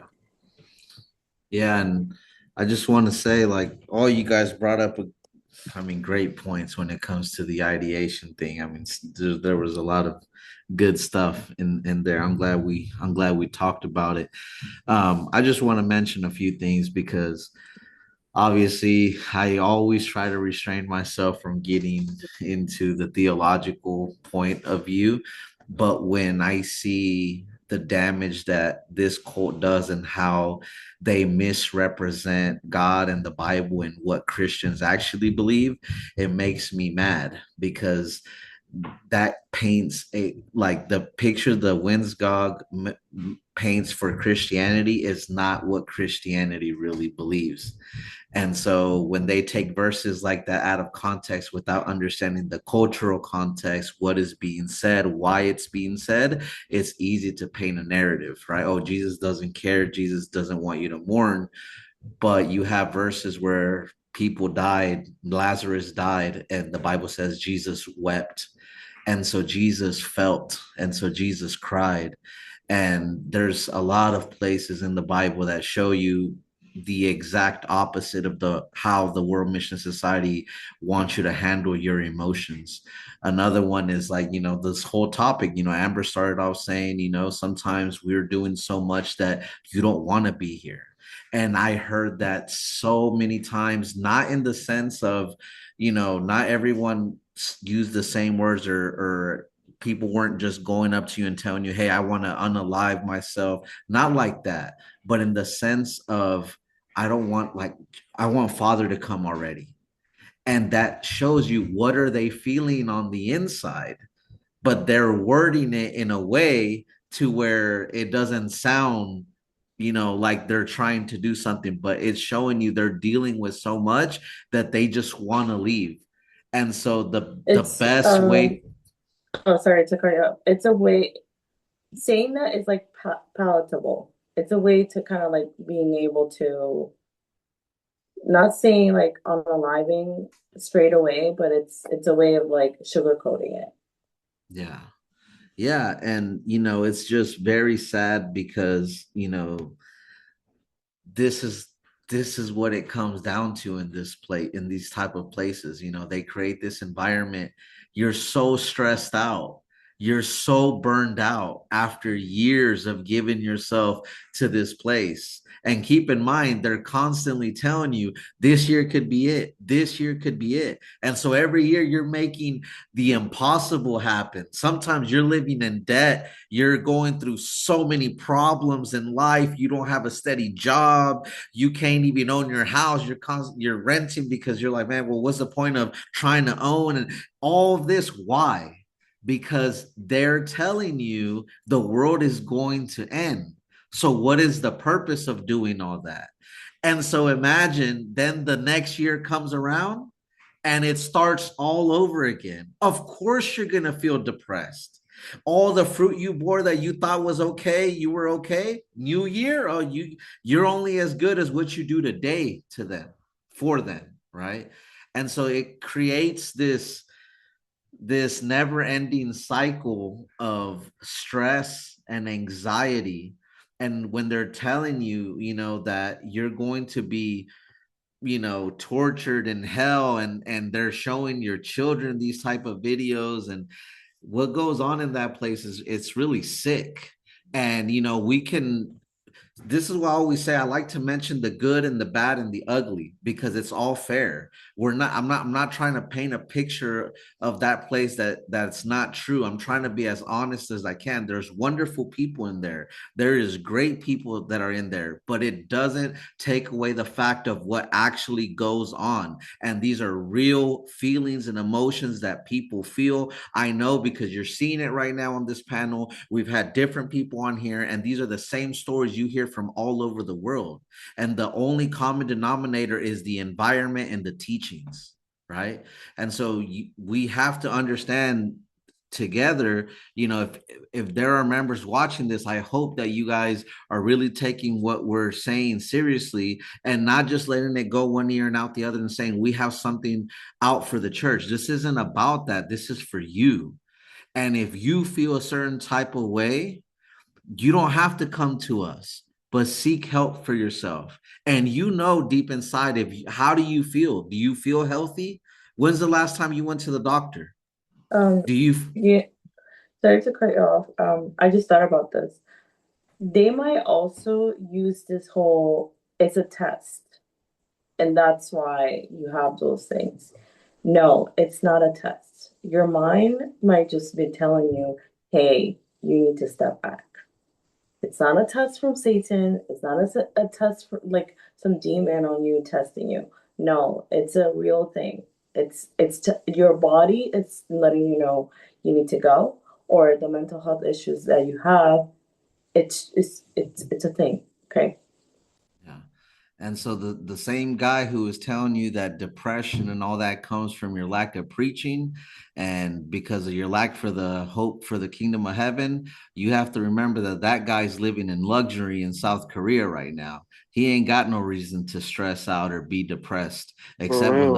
except when the popo starts looking for him for all the corruption, which we hope that's going to happen pretty soon. But anyway, that's an entire different episode on itself. So okay, one last thing that I want to mention. This is kind of like No, no, the hey, we could do that topic right now. yeah, so this is last topic, and it's kind of like just something that I was thinking about, and I kind of want to get your guys's opinion on this. So a friend of mine shared a video with me, and I thought it was pretty interesting. It's about the ash conformity experiment. This was done in the 1950s. Okay, so the guy's name was Solomon Ash. It's named after him. And so what he did, I have this video, but like you guys know me, I'm like the Moses of technology. I can't play the video with audio for some reason. So whatever, that's on me. But I'm gonna explain it. So basically, what it is they invited these people into a room and they were wanting to see their behavior, if they would conform to the group or if they would have like the power to basically go against the norm. And so the way they did it was like they had two like pieces of paper, two signs, and they had three different lines on each sign. So one sign had three lines, the other sign had three lines. On one sign with the three lines, the lines were different sizes, and then on the other sign it was the exact same thing. And so they would tell you, they would ask the group, can you guys tell me which line on paper one matches the line on paper two? If let's say they're numbered one, two, and three, can you tell me on number three, which line does it match on paper one? Right. And so when they do this experiment, what they did is so let's say that there was, I don't know, 10 people in that room taking the test. Nine of them were actors and only one of them was the actual subject, right? He was the one being tested. He didn't know that the other nine were actors, right? So what they did is they had the nine pick the wrong answer. So even though they knew that the line on paper one didn't match on paper two, they still all gave the exact same wrong answer. And when it got to the guy in the end, that was the actual subject, you could see on his face he knew something was wrong, but guess what he ended up doing? He went with the flow. And so they did this in different ways. They started adding more people, right, to each group. And what you would see is that the majority of the time, people just followed the leader, right? They followed the biggest group. They followed the norm. And so it was what was happening. That's why they called it the conformity experiment, right? So these people conformed. They basically suppressed what was in their mind, their Is it like logic. peer pressure, like in a way, not Yeah, necessarily directly, but indirectly? yeah, it is. That word is mentioned as well. It's part of the, because it shows you how much peer pressure or wanting to fit in, you know what I mean, has to do with how we behave. Fear of Now, rejection fear of also. rejection, exactly. Mhm. And go ahead, Amber. Yeah, I was just gonna add to that. Yeah, it's a deep-rooted part of human nature, from when we were tribal beings, to fit in a group, and that was the means of survival, back in caveman time. The means of survival was to be tribal. You had to stay within a group. So you didn't want to be the outcast. So that sort of way of thinking is so deeply rooted in our psychology, that through this experiment and various other situations in society, you can see that it's still living, breathing, and active in humans' psyche today.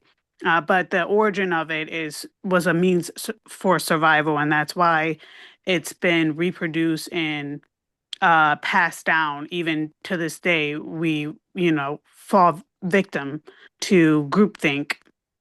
Yeah. Yeah, and I think that, that being said, this applies a lot to the World Mission Society. In what sense? Let me give you some examples, and then I would like the panel to also kind of run this experiment with me and see if you guys remember anything that you guys might have conformed to because you saw the group or the leaders, or swayed because of, we wanted to fit in, right? Or fear of being rejected, like Odali's put. So for me, one of the biggest things was end of the world prophecies. For instance, the biggest one, 2012.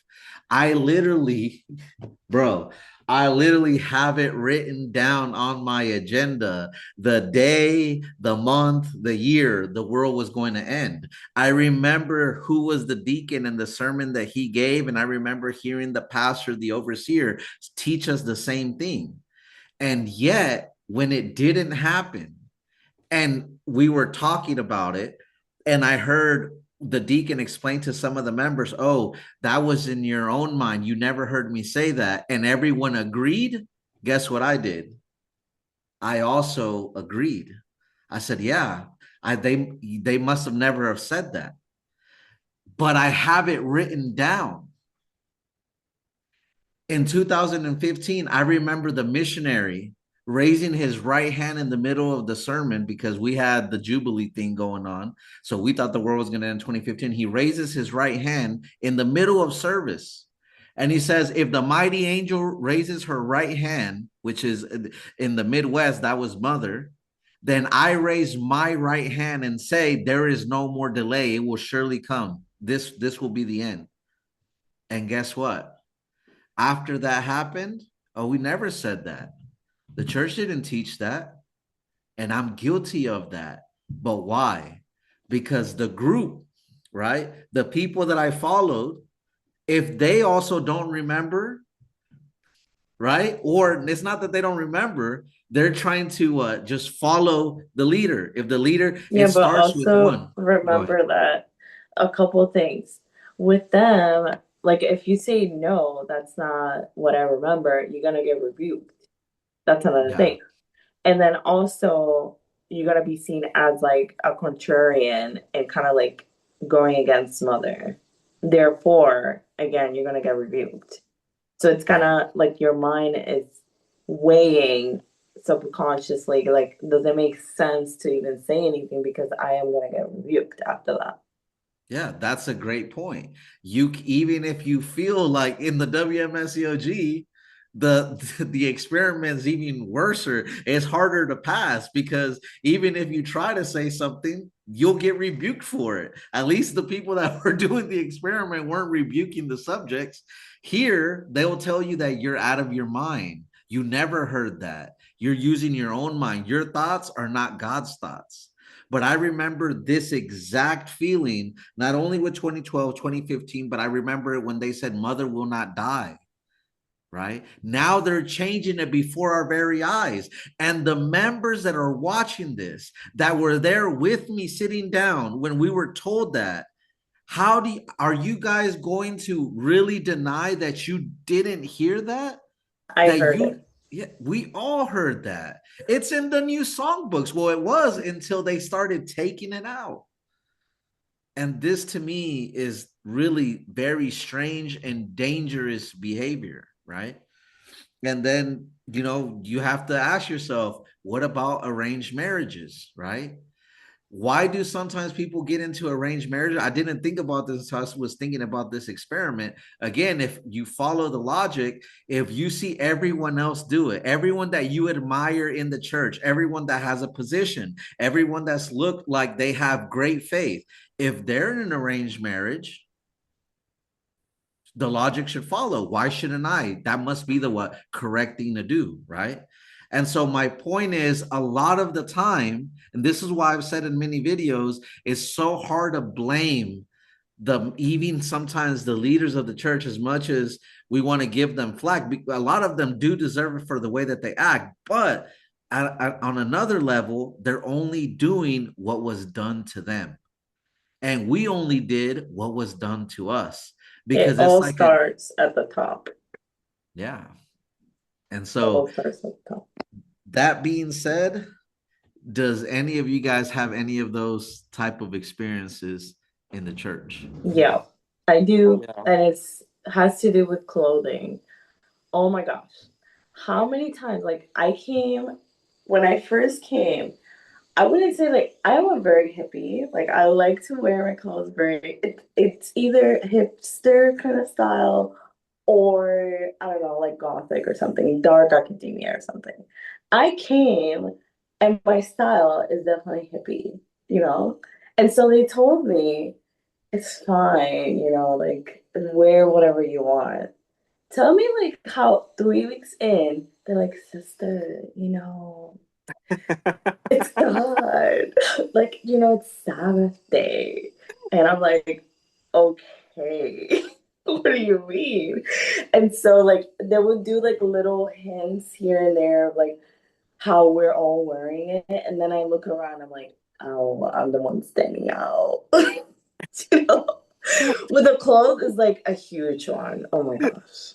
Hey, I love your impersonation is perfect, sister. Yes.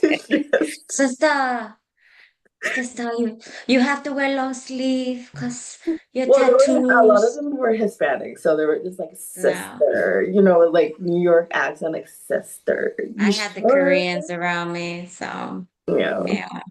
But I'm guilty of the clothes too. Like I was And never the really one. color of Yeah. the clothes as well. Um, I used to wear a lot of pants. I'm not comfortable in skirts. Never really was my thing.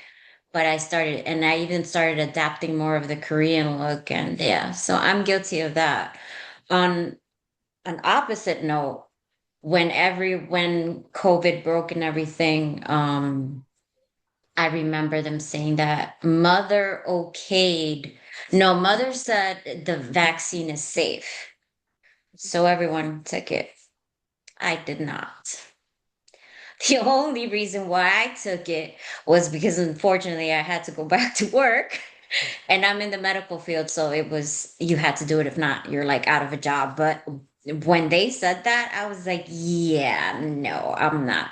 I really waited to the very end because I really didn't want to take it. I didn't, but I had no choice in the sense that I needed to go back to work. So, but that's my opposite. But yeah, I did started to conform a lot to the way they dressed, the way they spoke, and things like that. So I think we're all kind of guilty of that. I also remember when the war in Ukraine broke out, everyone was so excited. So excited. Oh my. And I'm in my head, I'm like, no, come on. You guys are excited for people dying? It's every time there's like a war that breaks out, they're like, oh, this Yeah. is great. God is coming. Yes.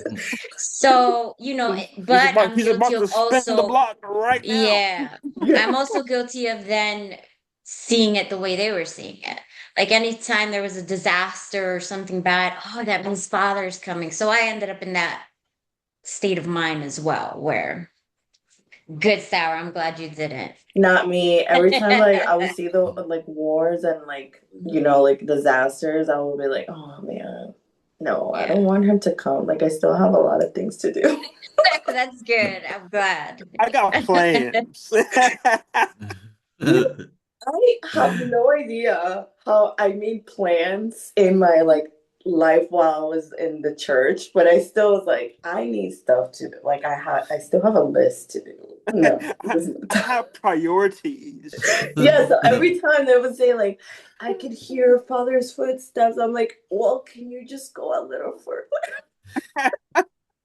Hopefully he's walking in the opposite direction, right? Yeah, I'm like, just miss the door, just miss Keep the going. door. Go backwards. Go backwards. Honestly, that's what it seems like he's been doing this whole time. Because anyway, Oh Daisy, man. you got anything to add? No, I was pretty good. Like I mean, I confined pretty fast with everything they told me to do. Yeah. And you know, I mean, like, and I was one of those people too. They said something, and I was like, yeah, I never said it, you know. So yeah, I mean, it just never clicked for me. It just I Oh, was, for me, the preaching too. Like preaching to people and the way that we have to talk to them and kind of like trying to get them Oh my to, God. Yeah. you know, listen, they would tell us like you had to like, contact them and like keep track of them. I'm like, no. Because if they're not texting me back the first time that I send them a text, I am not going to continue harassing these people. I didn't like it when it was done to me. I am not going to do it to other people. So that's something that I was like, no, I am not doing this to people. It's just not okay to be like harassing people. Like going off. They said no, man. They said no. Leave it alone. Yeah. Go ahead, Yeah. Amber. For me, it was definitely the clothes thing that I conformed to. I had my own sense of style when I first came, and I've always been a pretty serious person in settings like church. So, I mean, I wouldn't be in like ripped jeans, but I would be business casual dressed, and that wasn't enough. Like, so it'd be like slacks. I was a big slack person, slacks and maybe a button up or a sweater vest. That's a really cute style though. Thank you. I got my style back. But in any case, yeah, um, that was my style, and I was told like, oh, you should, wear bla Actually, I wasn't told. It went from I was told, but it went from them kind of insinuating it. So a sister like, oh, you want to borrow my blazer? Like she would like put it on me to cover That's what I my meant. That's what I meant. That they t-shirts. would Like like I would be in like insinuate. Yeah. a shirt that wasn't a t-shirt, but it was like I don't know, an acceptable t-shirt. It was short sleeve shirt, and she would put her blazer on me. And at first I would be like, okay, maybe she thought I was cold, but then there was another time where another sister literally brought a bag of clothes and like had me like look through it and was like, oh, like holding up a skirt. Like, what do you think about this? Isn't this cute? I just had some stuff I needed to get rid of. And then my branch, which is the person who brought me, for those who don't know, um, she was a deaconess. So you can imagine the kind of clothes she had. And she ended up giving me my first blazer. It was a black one. And I actually thought it was kind of cute. So I was like, oh, yeah, I'll keep it. But once I took one thing, it was like every Sabbath, she was like bringing me a different piece of clothing. And then I realized I put it all together, like, oh, I think they're trying to like make me dress like them. And one day a sister just flat out was like, oh, you should dress more like a gospel worker if you want to be able to teach. Gospel workers, usually wear this. And I'm like, I get what's going on here. So then I eventually just started wearing pencil skirts and blazers every single service. Don't forget that we need to carry a scarf or something to Oh yeah, the cover scarf our to cover your knees. knees, We have to Right, cover because our you're gonna knees. be or ankles, So, tempting. right? yeah, Because you want sometimes me you're to wear a skirt, but then you want me to cover my knees. right. Well, So and then why even can't I just wear pants? right. It's Good like, point. come on. Um, and sometimes my skirt would even be long enough to where I wouldn't need one, but somehow it was yeah, like I guess my ankles were provocative. I'm not sure. Anyhow, that The was something I 1800s are coming yeah back. Um, yeah. You're showing too much Too much ankle, ankle. Amber. Hey, Too oh, much ankle. ma'am, You're those ankles. I cannot see your ankles, ma'am. Scarlet. The brother is going to get tempted by your tempted by your ankles. So ankles. And also, the way I spoke, I would start to speak in more of like a Korean accent. And I noticed a lot of other members would do that. Like there was a certain um, cadence in your voice when you would preach or when you would teach something, you would end up saying it exactly how that person had taught you to say it. And if the top person was taught by a Korean, it would like kind of pass down. So that was another thing that I picked up, an accent. The teeth sucking, brother. Ah. Ah. That would annoy me so much. I'm like, Uh, can you just stop? Just breathe normally instead of like. man, this is wild because yeah, I'm just like, and so for the members watching this, like, think about it. Step outside. Think to yourself, why do I talk the way that I talk? Why do I comb my hair the way that I comb my hair? Why do I dress the way that I dress? Am I really happy in this relationship that they put me in? Or was I just following the leader? Everything that I'm doing, is it really coming out of my heart? Or is it because this place put the fear of hell in me and I'm just following the norm of what everybody else is doing? Because even if you are just doing it just to do that, even the Bible says, what good is that if your heart's not in it? The problem is when they trick you into, like we talked about in the last episode, suppressing all of that, then you just think everything is okay and you're just going to go with the flow every single day. But is that the type of life you want to live for the next 20, 30 years?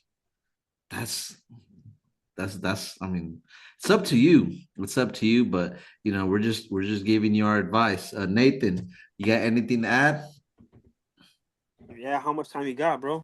ninth I'm kidding. inning, ninth inning, brother. Ninth inning stretch right here. Extra innings, extra innings. Mm-hmm. Nah, yeah, dude. Like, so just like I mean, out of all the things, I think I got two things. Um,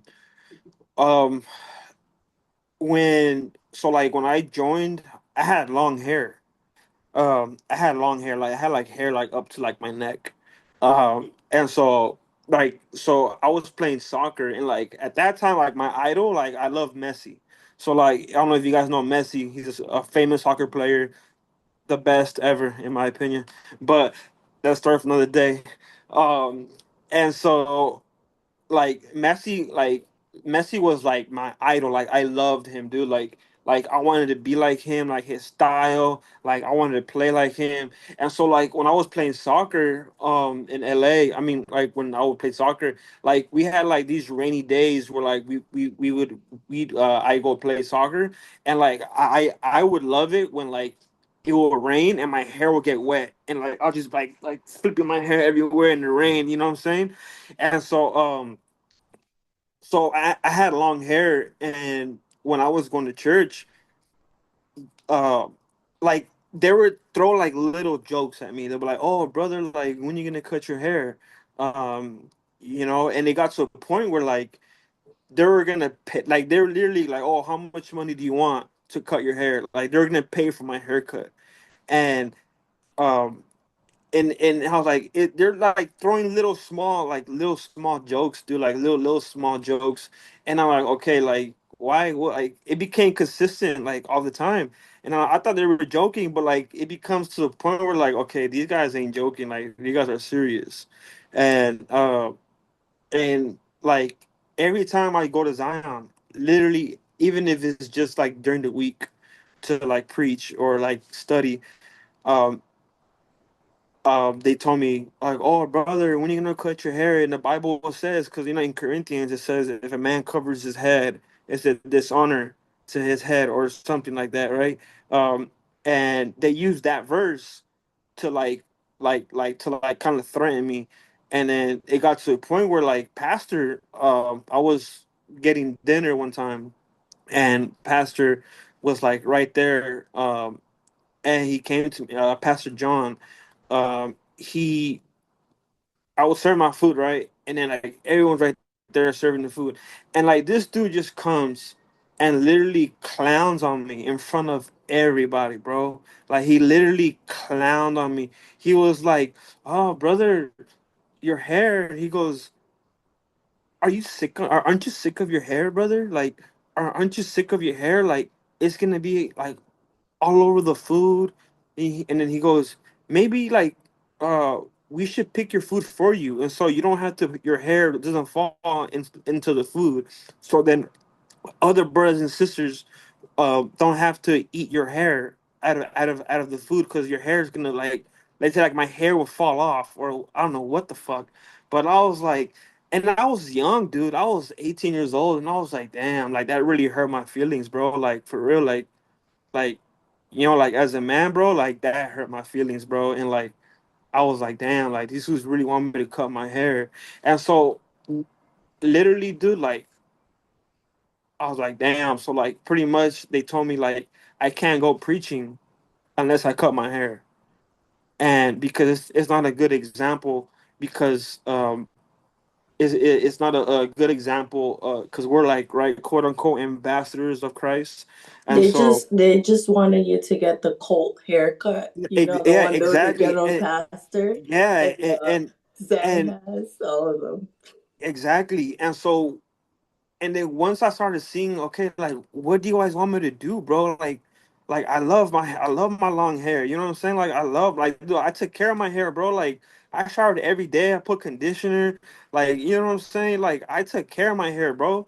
And um and so it came to a point where like okay, like I wanted to go preach, and like I wanted to go preach, and like I couldn't go preaching unless I cut my hair.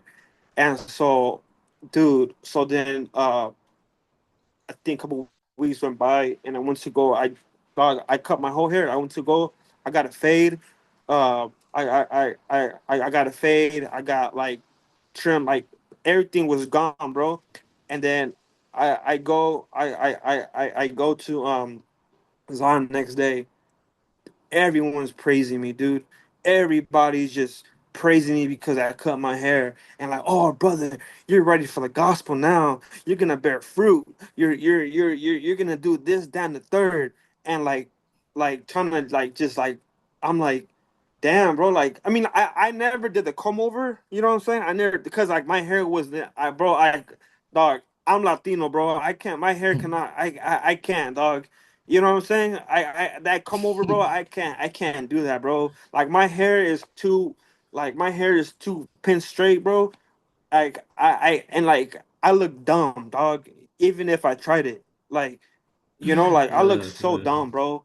And so like literally, bro, everybody, there were some Latinos that were able to do that come over, bro. And I'm like, hey, kudos to you, perrito, but like I can't do that, dog. Like, you know, and I think the fact that like everyone kind of like dressed the same and looked the same and like talked the same, it was like a huge red flag, And like I was like, okay, like cool, you know what I'm saying? Like, I mean, I'm gonna get my fade, but like I'm not gonna do that whole come over, bro. Like I can't do that, bro. Yeah. You know? And then the second thing was when Rosa, oh she left already. Hey, Nathan, before you go into your second point, I want to ask you, like I asked you in your interview, if you had now that removed from the church, and John Lee said that to you, right? If you could say something to him now, what would it be? Assalamu alaikum, baby. Oh my god. My Malaikum bad, Masalam. Ah, there you go. Yo, I love the Oh, way y'all gonna take Edgar me out. crack. Y'all Edgar gonna goes take me crazy out. with that. I love it, yo. The first That's time my I heard you guys say that, I could not stop laughing. It was so oh, funny. It was hilarious. oh, yo, this is great. All right, Nathan, go ahead with your second point, Oh bro. My man. bad, my bad. No, it's all good. And then the last point, that's the second point. When Rosa, when she was talking about the preaching, so like, what? So every time we'd go preaching, they would tell us, like they would say, "Oh, don't introduce yourself like, hey." Well, at first we did like, "Hey, we're from the Church of God. We're here to share the gospel or whatnot."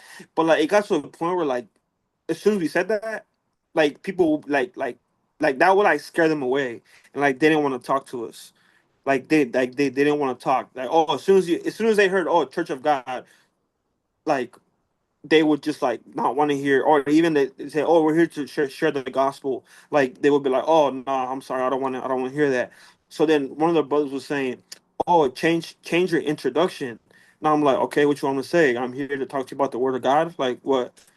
And he goes, "No, say you're from the Elohim Academy, and and say you're doing a survey for your school, and so that's like the bait to like tell them to like trap them, and like once you get them trapped, you can talk to them about the gospel or whatever." But I'm like, bro, I, we don't have dude, where's the school at, dog? We go to Mhm. church. Like we don't like there's no Elohim Academy, bro. Like there's no Elohim Academy at the church. Maybe our study room, bro, our we had a study room. It was like the so we had a small sanctuary, and at the small sanctuary, bro, you know what the name of our small sanctuary was? The Elohim Academy. Bro, that's the name of our study room, bro. That's Like wild, so bro. so like so I'm pretty sure you know where I'm going with this. And so that would be my intro. That would be my intro. Like, hey, I'm from the Elohim Academy, and like, oh, what's the Elohim Academy? Oh, here, come on. Let me show you what the Elohim Academy is. We believe in God the Mother and God the Father. but, but like, bro, like, why do we have like you become sucked into that, bro, and like you just start lying to people, and it's like, dude, the gospel is not about like why if we're preaching the truth, like why do we have to come up with a lie to like dude, we don't go to no damn Elohim Academy, bro. Like I'm not here for no survey. Like I'm not here to ask a survey about my about my church. No, I'm trying to indoctrinate you to come to our church, so I could bear some fruit, and I could get my 10 talents, so I could go to heaven. Because if I don't get my 10 talents, I'm gonna go to hell, bro. That's really what we're doing. You know what I'm saying? Hey, bro. I can't, bro. This is- I'm sorry, y'all, but it's true though. Like the surveys, the Elohim Academy, like we're straight up lying to these people. We literally had an app with the survey. I had it on my iPad, and they told us give this the iPad to someone and say, "Hey, can you take a quick survey?" And it would the only purpose of that survey, the questions didn't matter. It was at the end of the survey, it would ask you for your name and phone number. They wanted you to get to the end so that you could save their information so that you could get a contact later. It's just, man, you're bringing back memories. Wow, we had a book. We had a book. We didn't have like it on our like an app. I remember us having a book and we would go up to people and be like, I'm from Elohim Academy and I just have like these assignments that I need some help with. Do you think that you can help me with these? I just have to read you a sermon and then you have to sign saying that you listened to the sermon. And that was the way that we were able to preach to people that way. But that is wild that you guys would take the numbers, and I say Oh, we because I dude. mean it's all the same, right? All Yeah. the same, or no matter what branch Uh-huh. you're from. But that's wild. We would take the numbers, and that's I didn't know that we because we had the books. I didn't know that that was a thing happening. That is We, insane. we were more sophisticated. We Oh my gosh. the one thing Kansas had, I guess, was yeah, we had the surveys on our iPads, and we felt all professional giving the iPads to people. Little did we know we were just trying to bamboozle them. And again, you're just going with the flow. You know what I mean? And it's funny now thinking about all the stuff we did. You know what I mean? Now that we had time out and we can Mhm. reflect on it, because there's so many things, like so many things. I remember things that if they were to tell me the same thing now, I would look at them like you're crazy right now. Like, like Nathan said, I'm 100% Latino. They got me over here speaking like a Korean on the podium. I'm really trying to sound Korean. This is crazy. I'm trying to sound Yeah. Korean on the podium. You know what I mean? And I'm acting different. Like everyone saw it, my friends, my family, you know what I mean? And this is crazy. This is crazy, but this is the life inside the World Mission Society. And this is very fitting. This episode is mental health. That is Yeah. literally what your mental is like when you're in that place. It's funny, yes, but if there's a place that's trying to change you, and listen, I get this changing for the better, no problem. What does me sounding Korean and having a comb over, how does that make me a better person? Explain Yeah. that to me. Like Amber said, having showing too much ankle, that's makes you less of a good person. I mean, this place got to get serious, and so anyway, that being said, Man. I think we had a good time. I was anticipating a very funny episode, very serious at times as well. Like I said, emotional roller coaster. It definitely was that. Everybody brought the heat today. I love it. Thank you guys all for joining. Hey, And can I ask you guys one question? go ahead. Uh, so I was just thinking about this right now. What was your first? You guys is we just go like one by one. It don't matter the order, but what was your guys' first reaction when you sat down in service? Like your first service, like your first like service you sat, like your first Sabbath or third day, whatever it was.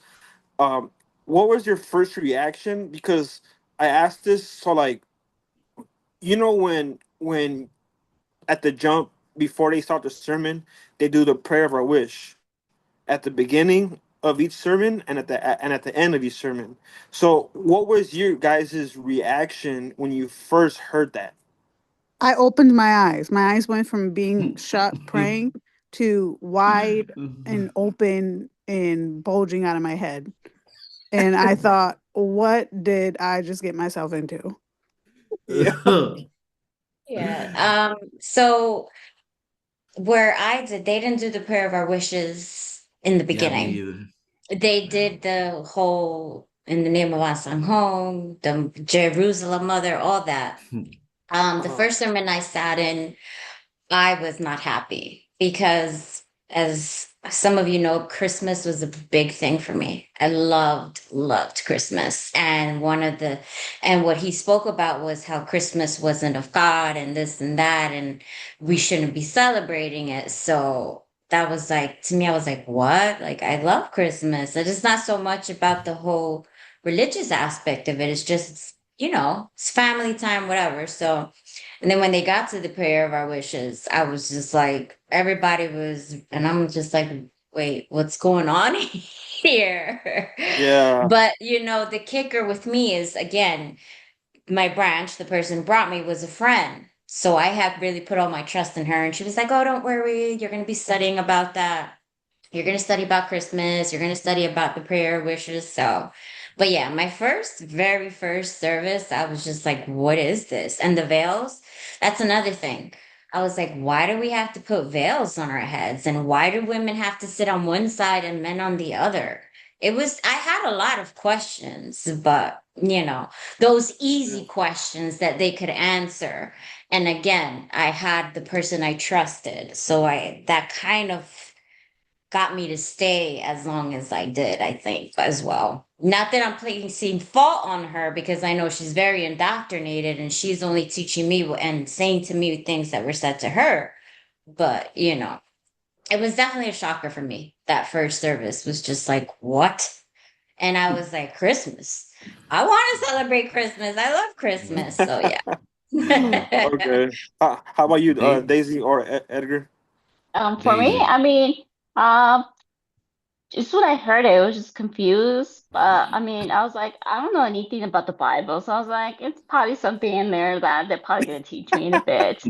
So it's like, you don't know. So I was like, yeah. I mean, I was just like, okay, sure, and like, but then afterwards, it's like scary when I brought people because I used to people who came and then as soon as they heard it, they're like, oh my God, and because like at the beginning, obviously you don't bring them to service. So then I had one of the people, one of my coworkers, she came too early and she was supposed to come after service and she came like during service, I think, or something, a little bit too early. And then so she kept service and she was kind of like, oh my God, like in her head was she was like, God, like if this is the right church, like please help me out. And then so I was like scared for her too. I'm like, oh God, she's gonna be here and she's gonna be confused. And I mean, they study afterwards and tell her all these things. But yeah, like for me, it was like I don't know anything in the Bible, so I just thought I was like, oh, it's probably normal. I don't know.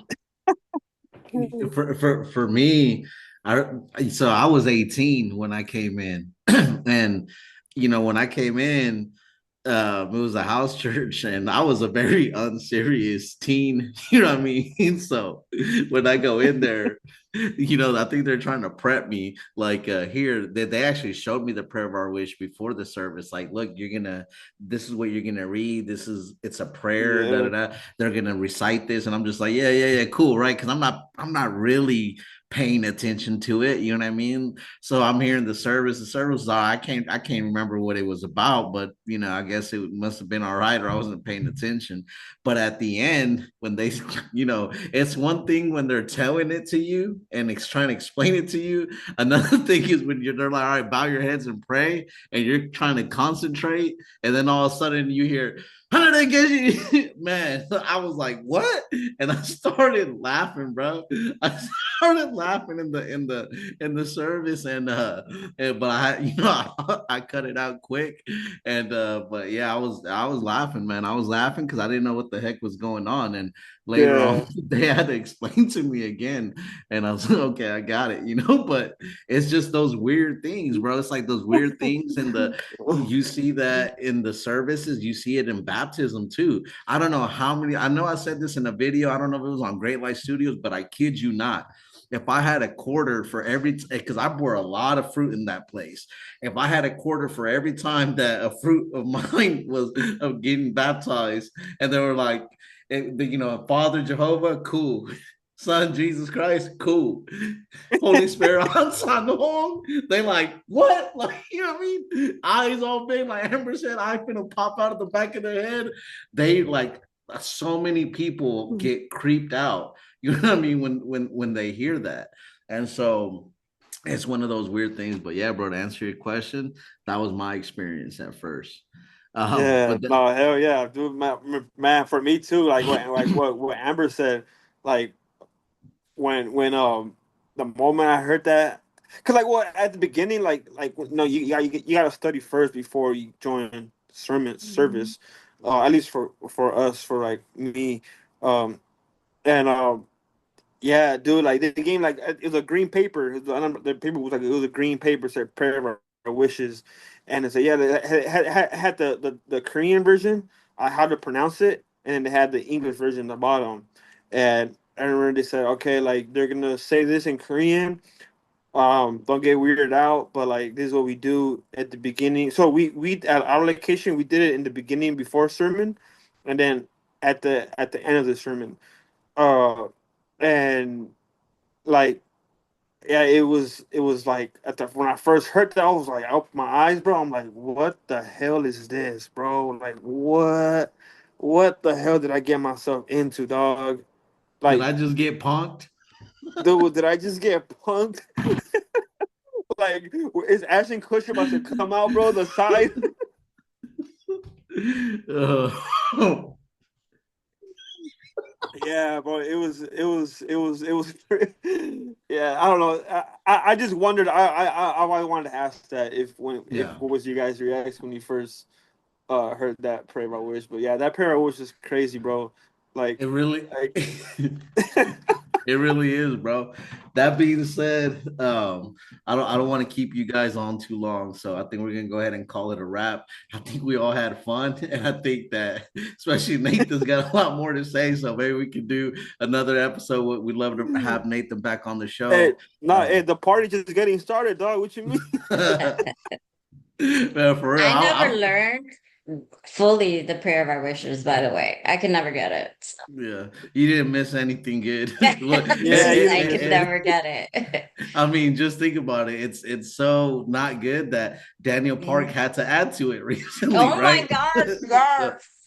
they're tweaking it. So, all right. Well, again, I appreciate everybody that came on to the show today. Thank you guys all for sharing your perspective. It's really, really helpful. And it's a pleasure to have literally all of you guys are so cool. And I really love having all you guys on. I enjoy it very much. So thank you for helping me Thank do you. this.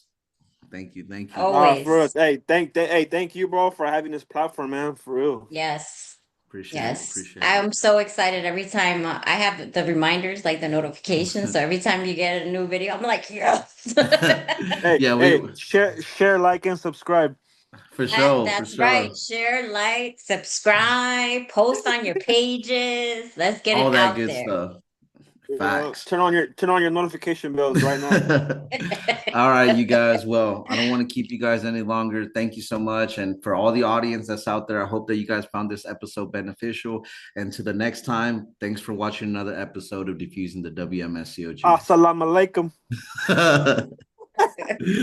You are the way, I'm only asking for guidance, so I am not led astray. Had some people in the church say they love me, then left me broken. Hypocrisy at its highest, by their fruit you will know them. I ain't saying that I'm perfect, I've had some people I've hurt and some bridges that I left burning. It took me some time to grow up, but who I am today can't be compared to the past me. There's life inside his words, you paid for us.